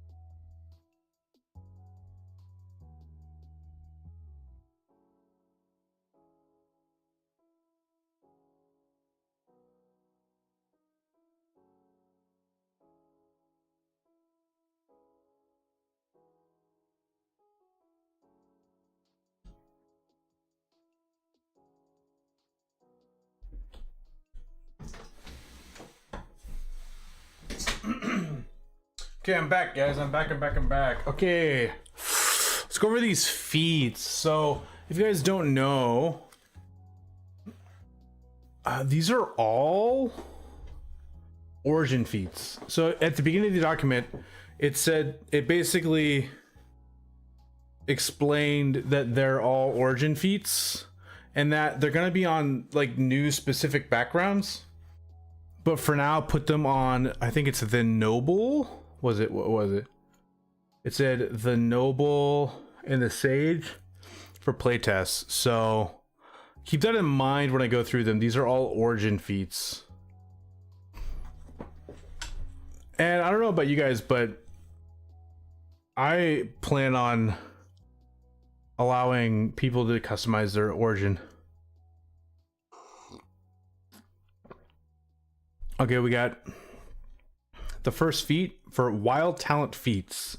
We get Atmokinesis. You gain the following benefits: lightning jolt. Once per turn, when you cast a spell or hit a target with an attack roll and deal bludgeoning, piercing, slashing, or psychic damage, you can change the damage type to lightning damage. That's pretty cool.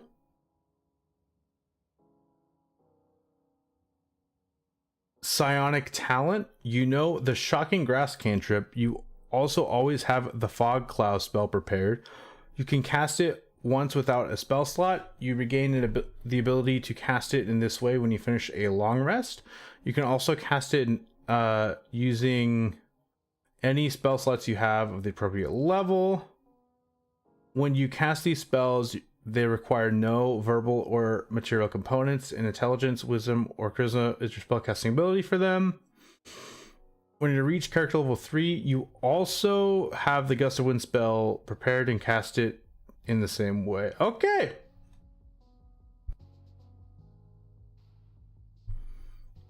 That's pretty cool. You get some spells, you get to change your weapon attacks and psychic damage attacks to lightning damage. That's pretty interesting.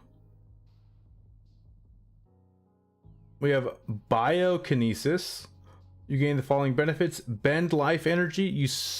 When a spell you cast restores hit points to a creature, you can roll 1d4 and add the number rolled to the total hit points restored. You can use this benefit another times equal to your proficiency bonus. You're gonna okay, so like you get a tiny little bump to healing, not much. You know the Spare the Dying cantrip. You also always have the Healing Word spell prepared. You can cast it once without a spell slot, and you regain the ability to cast it in this way when you finish a long rest. You can also cast it using any spell slots you have of the appropriate level. When you cast these spells, they require no verbal or material components. And then you also get Arcane Vigor at level 3. I feel like this is a pretty good origin feat if you're playing a caster, specifically a caster that normally doesn't get access to healing spells.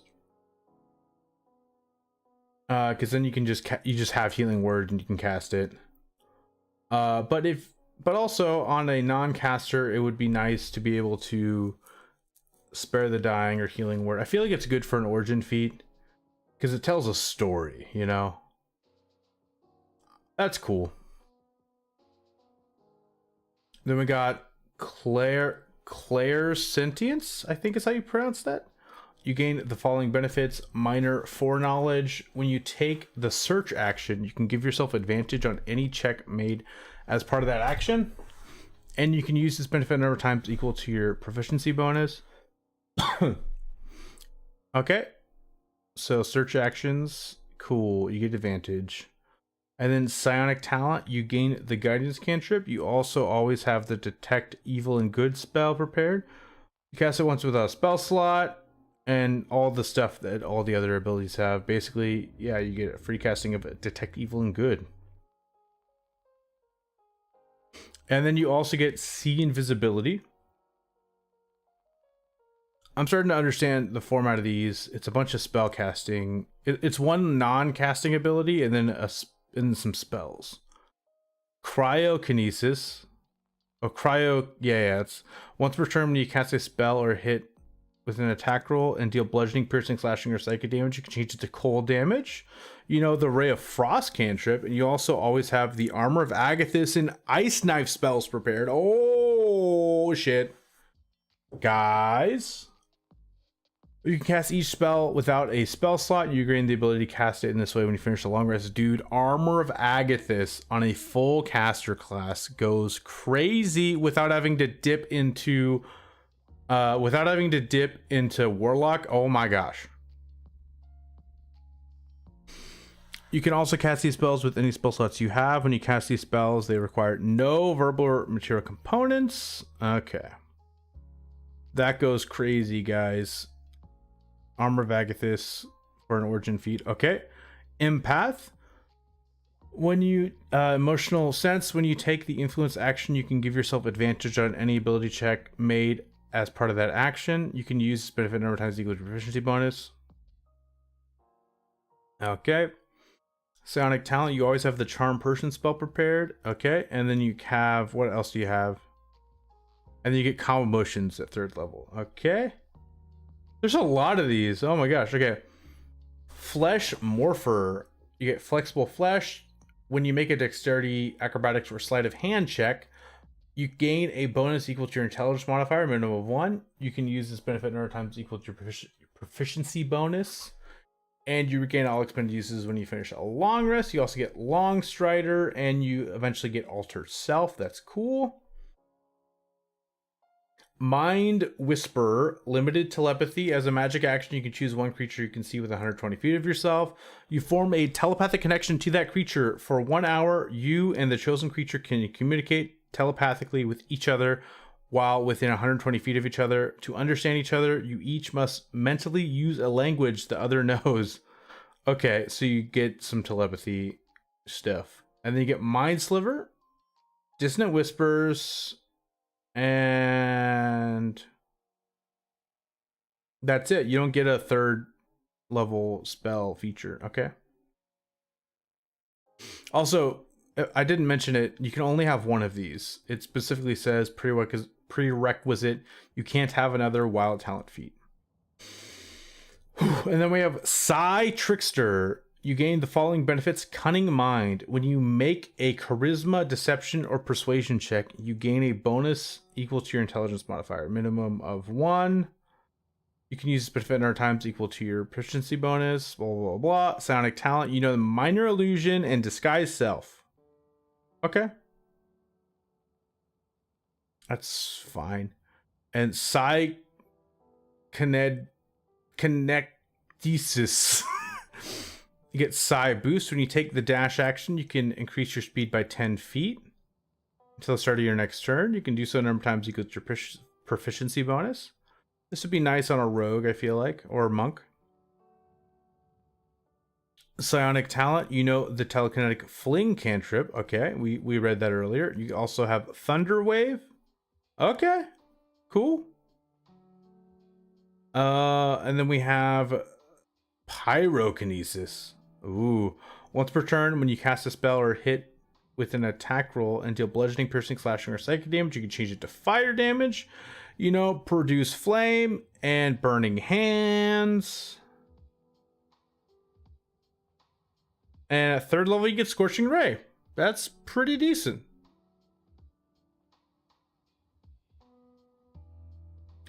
Okay, guys, so that's all of the origin feats. I think my favorite one is probably the Cryokinesis. You get Armor of Agathis and Ray of Frost with an origin feat. That's really good. And then Biokinesis is also pretty good. Yeah, I think those are my two favorite, Biokinesis and Cryokinesis. Okay, now I want to go over, I think the only thing I have left is to go over the spells. Wait a second. Yeah, I read all these, right? Wait. Yeah. I'll go over the spells that are not new spells, but are updated spells. So we have Intellect Fortress. This was in, I think it was in Xanathar's guide. Or maybe it was Tasha's. Okay, for the duration, one willing creature you can see within range has resistance to psychic damage, as well as advantage on intelligence, wisdom, and charisma saving throws.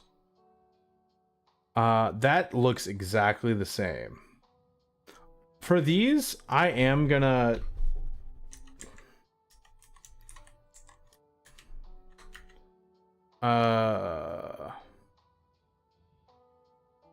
Yeah, it was a Tasha's spell. For the duration, you and one willing creature you can see within range. Okay, so when you cast a spell, use a spell slot 4th level or higher. Okay.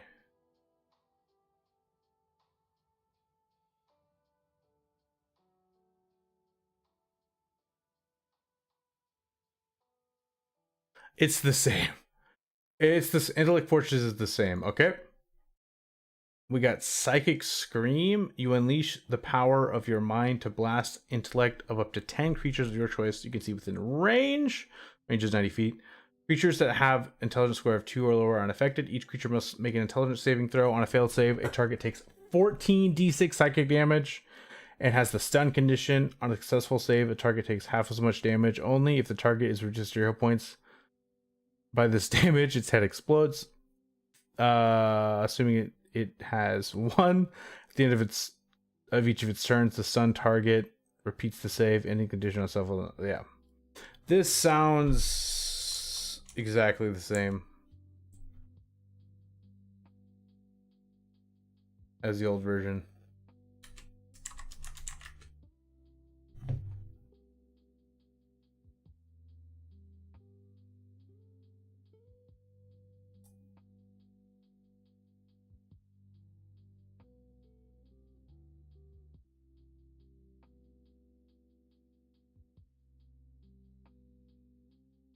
Okay, sorry. No, it's actually my D&D group text. Saw some funny messages. Okay.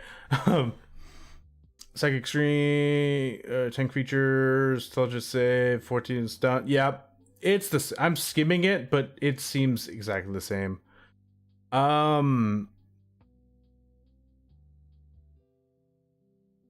So we have this one, Psychic Lance. I actually used this spell a lot on my Warlock, so I'm pretty familiar with it. You unleash a shimmering lance of psychic power from your forehead at a creature that you can see within range. Alternatively, you can utter the creature's name. A pseudonym, title, or nickname doesn't work. Okay, that is new. It didn't say that in the past. If the name target is within range, it becomes the spell's target even if you can't see it. If the name target isn't within range, or you use the invalid name, the lance dissipates without effect. Okay? The target must make an intelligence saving throw. On a failed save, the target takes 76 psychic damage and has the incapacitated condition until the start of your next turn. Damage increases to 1d6 for each spell slot above 4. Yeah.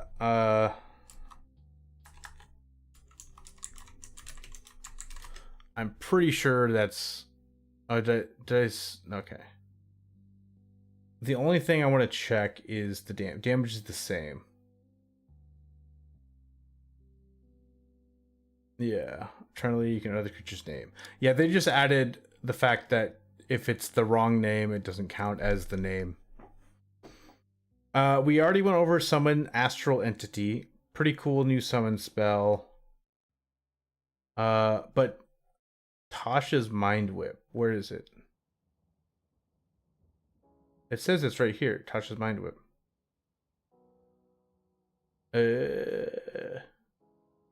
Oh, there's Telekinetic Fling, Telekinetic Crush. We went over those. Or Tasha's Mind Whip. This is great because one of my most popular videos right now is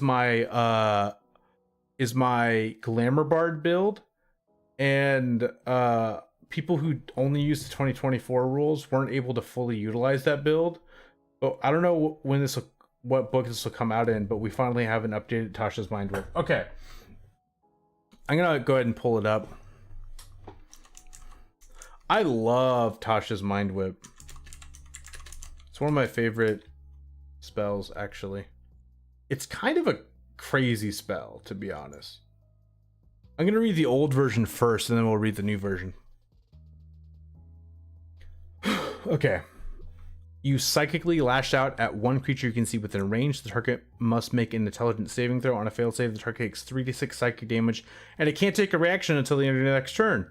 Moreover, on its next turn, it must choose whether it gets a move, an action, or a bonus action. It only gets one of the 3. On a successful save, the target takes half as much damage and suffers none of the spell's effects. And then, when you cast a spell using a spell slot of 3rd level or higher, you can target 1 additional creature!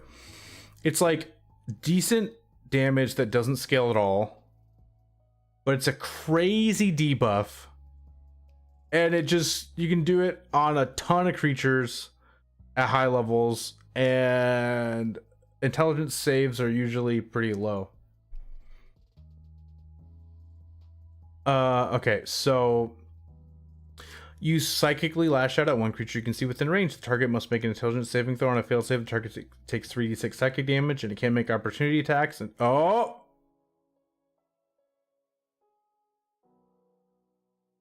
wait, did it have it can make opportunity attacks?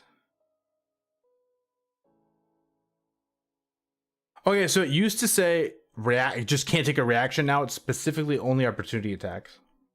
So that's the difference. Moreover, on its next turn, it can take either an action, a bonus action, or a bonus action, not both. On a successful save, the target takes half as much damage only. You can target one additional creature for each spell slot level above second. Okay. So before they kind of nerfed it a bit, but I'm not really mad about it. They didn't nerf it. Okay, so instead of getting rid of their reaction, it now only gets rid of the ability for them to make opportunity attacks, so they could still use a different reaction. Also, it used to say that they had to choose between a movement, an action, or bonus action. Now it's just a choice between an action or a bonus action. They can move regardless. I'm not too worried about that, to be honest. I feel like that is a fair nerf. There's a reason I started this by saying this spell is crazy. You know? Okay, let's see if I missed anything else.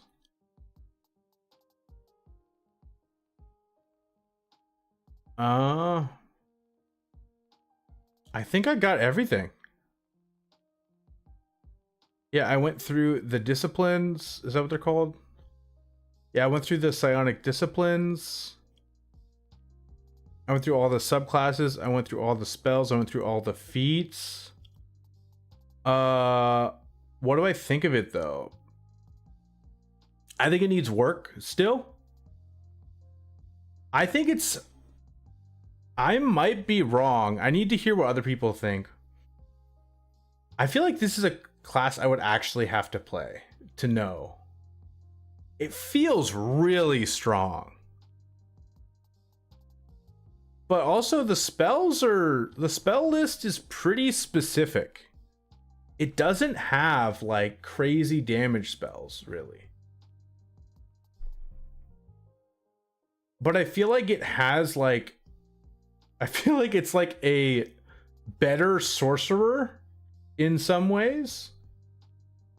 That also it just can do so many different things, and it has so many different like resource pools, and I don't know. There's definitely a lot going on here.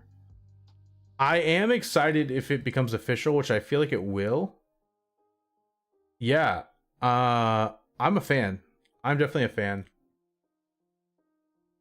I don't know if you guys are even there still. Oh, Howard. Sorry, I just saw that, Howard. I just saw your messages. That was so long ago. You're probably not there anymore. You know what's funny? I actually do have a mini fridge in my room. It's right over there. I just don't have anything in it right now. I forgot to refill it. It's actually a really mini. It's like super tiny mini fridge. And then okay. What's Twitch chat doing? Oh, JP, totally fine that you're being quiet. This is definitely a Oh, Howard, you're still here. Welcome. Okay guys, I'm done with the Scion. Real quick, I want to go over the Paladin subclass I've been working on. Because I posted in my posts, I posted a little playtest for you guys. If you look at, if you go to my YouTube page, oh, whoops. You go to my YouTube and you go to posts. I posted a little playtest for my Paladin subclass I'm working on. It is the Oath of Redemption, Oath of Radiance, I mean. But I have it right here as well. You know what? I'll pull it up here.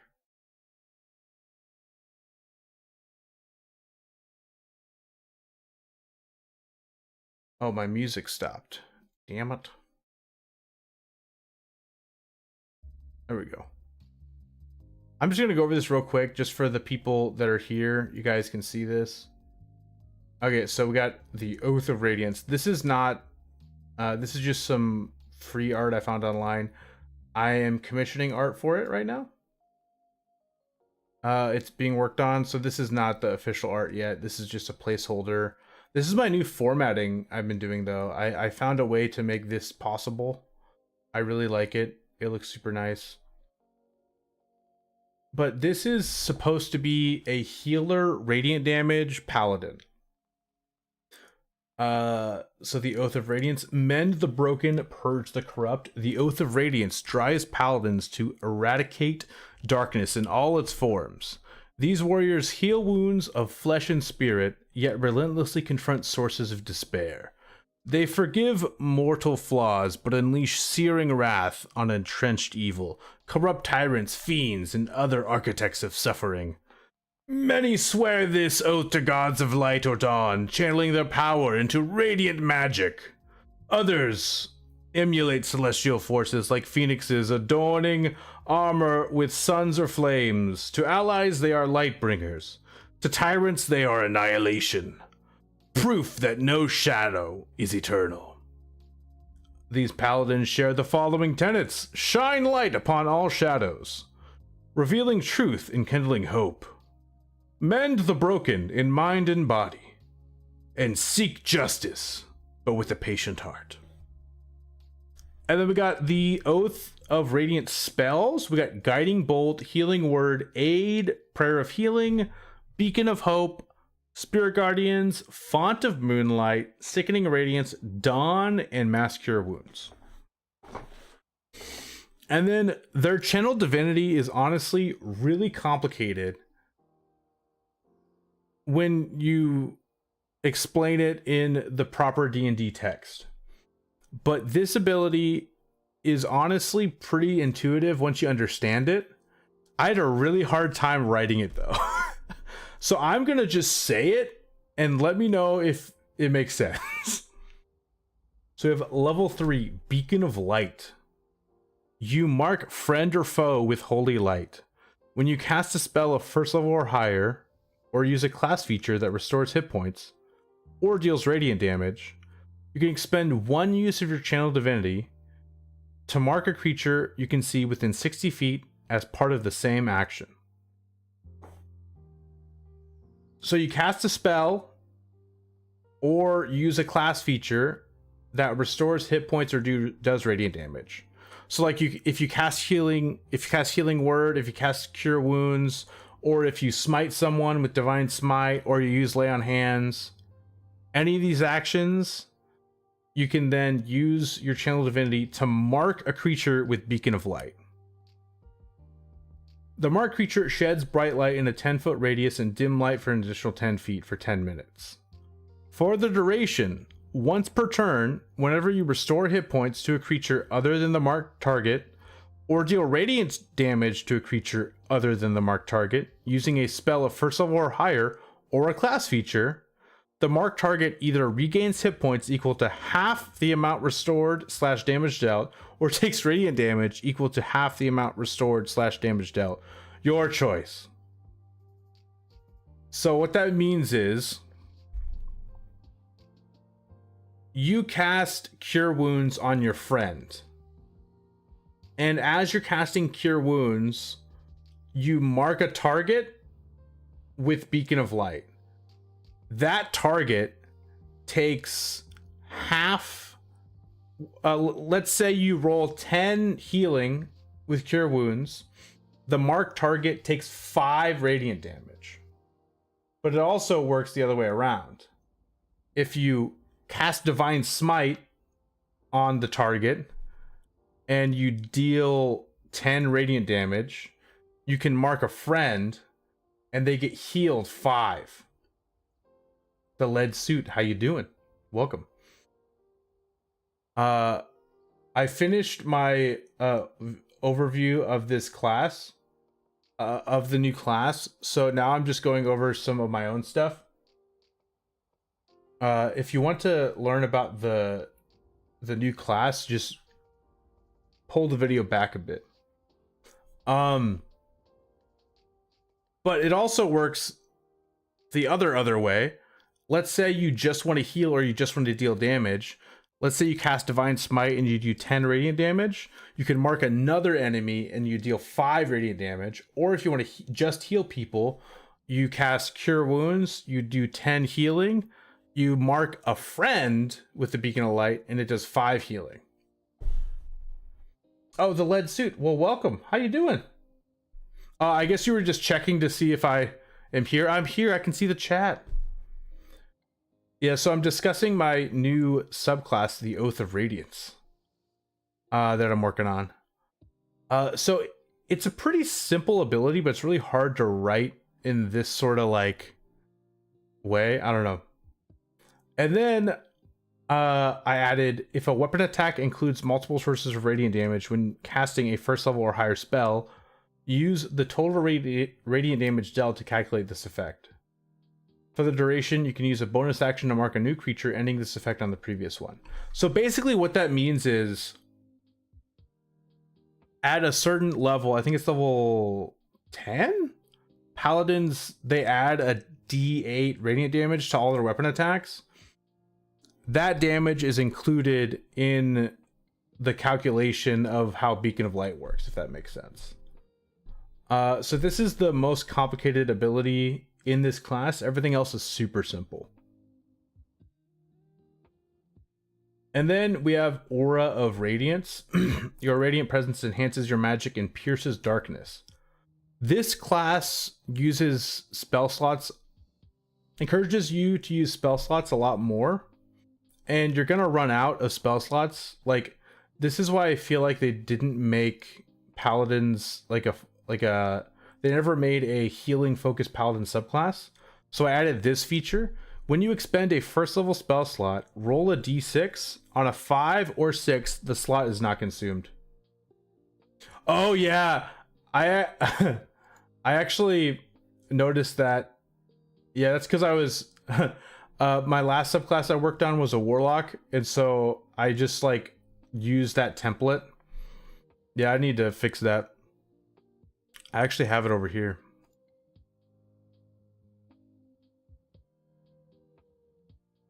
I can fix it right now.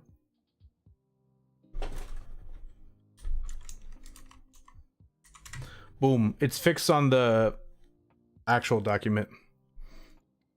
Okay, cool. But it still will say it on here for now. So basically, you cast Healing Word, roll a d6. If you get a 5 or 6, that Healing Word was free. I feel like it's fine because it's only first level spells and it's a 33% chance that'll work. And then you have the light cantrip now. It's weird to get it at level 7, but the problem is paladin subclasses only get channel divinities at 3rd level, and they only get spell lists at 3rd level. They never get anything else. So I felt weird adding the light cantrip at level 3. So I have it at level 7. So they have the light cantrip. And then basically I allowed you and your allies in your aura to get dark vision. Devil sight, I mean. I like the subclass quite a bit though. Oh, thank you. Strong but not so strong. You lose choice. Yeah. I wanted to make it like pretty strong, but yeah, definitely I wanted to keep it balanced. And I feel like it also like gives you a certain kind of play style, you know, that I feel like is nice. Okay, and then we have Boundless Light.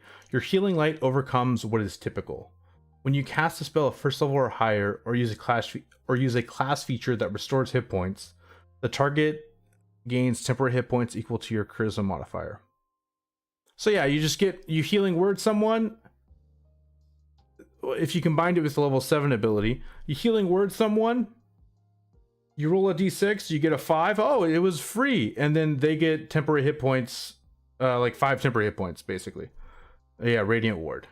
And then Holy Reach, Lay on Hands can now target creatures within 60 feet. So now you can do ranged Lay on Hands. And Lay on Hands with the 2024 rules is a bonus action. So you can bonus action Lay on Hands someone from 60 feet. You could do like at level 15, I think you can do like at least 20 on it. No, it's like 40 at this level, I think. Something like that. and then you could deal 20 radiant damage to an enemy or something. You know, cool stuff like that. And then we got the level 20 feature, Shining Paragon. Holy Radiant shields allies and blinds the wicked. Light's duality perfected. So now you have Holy Presence. As a magic action, you can cast Holy Aura without requiring concentration, without expending a spell slot, without preparing the spell, and without material components. Once you use this feature, you can't use it again until you finish a long rest. If you guys don't know, Holy Aura is a level 8 Paladin feature. No, sorry. A level 8 Cleric spell is what I meant to say. It's a level 8 Cleric spell. And what it does is it essentially you have a 30-foot emanation around you, and you get what is it? You get you and all your allies get advantage on all your saving throws, and all attacks against you have disadvantage. It lasts for 1 minute. So yeah, that's pretty cool. That's pretty fitting. And then you get Duality of Light. While your Beacon of Light is active, you are treated as a marked creature in addition to the target of the feature. Any effect triggered by healing or radiant damage applies to you and the marked creature separately. So that's fun. So if you're you know, this is level 20. Level 20 paladins can do crazy shit, you know. So let's say your friend went down and you're in like a crazy level 20 fight. You pump all your Lay of Hands healing into them as a bonus action. It's 50 healing. The marked target is like the Tesseract or something. So you heal your friend 50. You do 25 damage to the Tesseract. And then you do 25 healing to yourself. You know, I feel like that's cool. Are you going to Gen Con this year? Where is it? I have actually never been to Gen Con. I'm pretty new to, like, I don't know how to explain it. I'm this definitely isn't my full-time job yet. So where is it? I'm Indianapolis. Very cool. I might. Who knows? Wait, that's pretty soon though. That's next month. June, July. Oh, it's in 2 months. Maybe. Indianapolis isn't that far from me. For you guys who don't know, I live in Kansas City. So yeah. That's not that far. I might go. Who knows? But yeah, guys, that's the Oath of Radiance. The only thing I want, the main, I actually feel like the subclass is pretty done. The only thing I worry about is the wording of Beacon of Light. I want to make sure it's understandable without being too confusing. But I gotta go hang out with my wife. So I am gonna check out of here. But if you guys are curious about this, actually, I'll link it in the chat. If you guys want to give me any, like if you guys want to like give any suggestions of it, I'm gonna post it in all the chats. And just put in the comments how you feel about this subclass and let me know. And yeah. But I'm gonna end the stream. Thank you guys so much for hanging out. I hope this video is helpful to you guys so that you can you know, learn about the Scion. And I love talking to you guys. I need to get back to my Baldur's Gate 3 stream. I haven't done it in a while, but the lead suit Howard, if JP's still there, JP, anyone else in the chat still, thank you guys for hanging out, and I'll check you guys later. I tend to post about once a week. I do D&D content. I am releasing a new typically subclass, but also other content of my own once a month. I'm going to start a Patreon once I have enough content accumulated, and I'm going to release that stuff. I have a free, it's actually in the description of this stream. I have a free PDF for my Gravity Warden Ranger subclass if you want to check that out.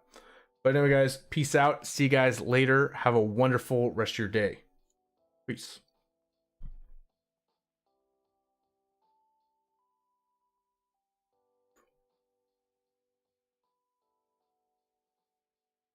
Oh, I'm still live on the shorts. You should run a game for us. Potential. Yeah, that might be fun. I need to look up Gen Con stuff. I'll definitely check it out. And I usually stream at least once a week. So peace out, Howard. Peace out, Lead Suit.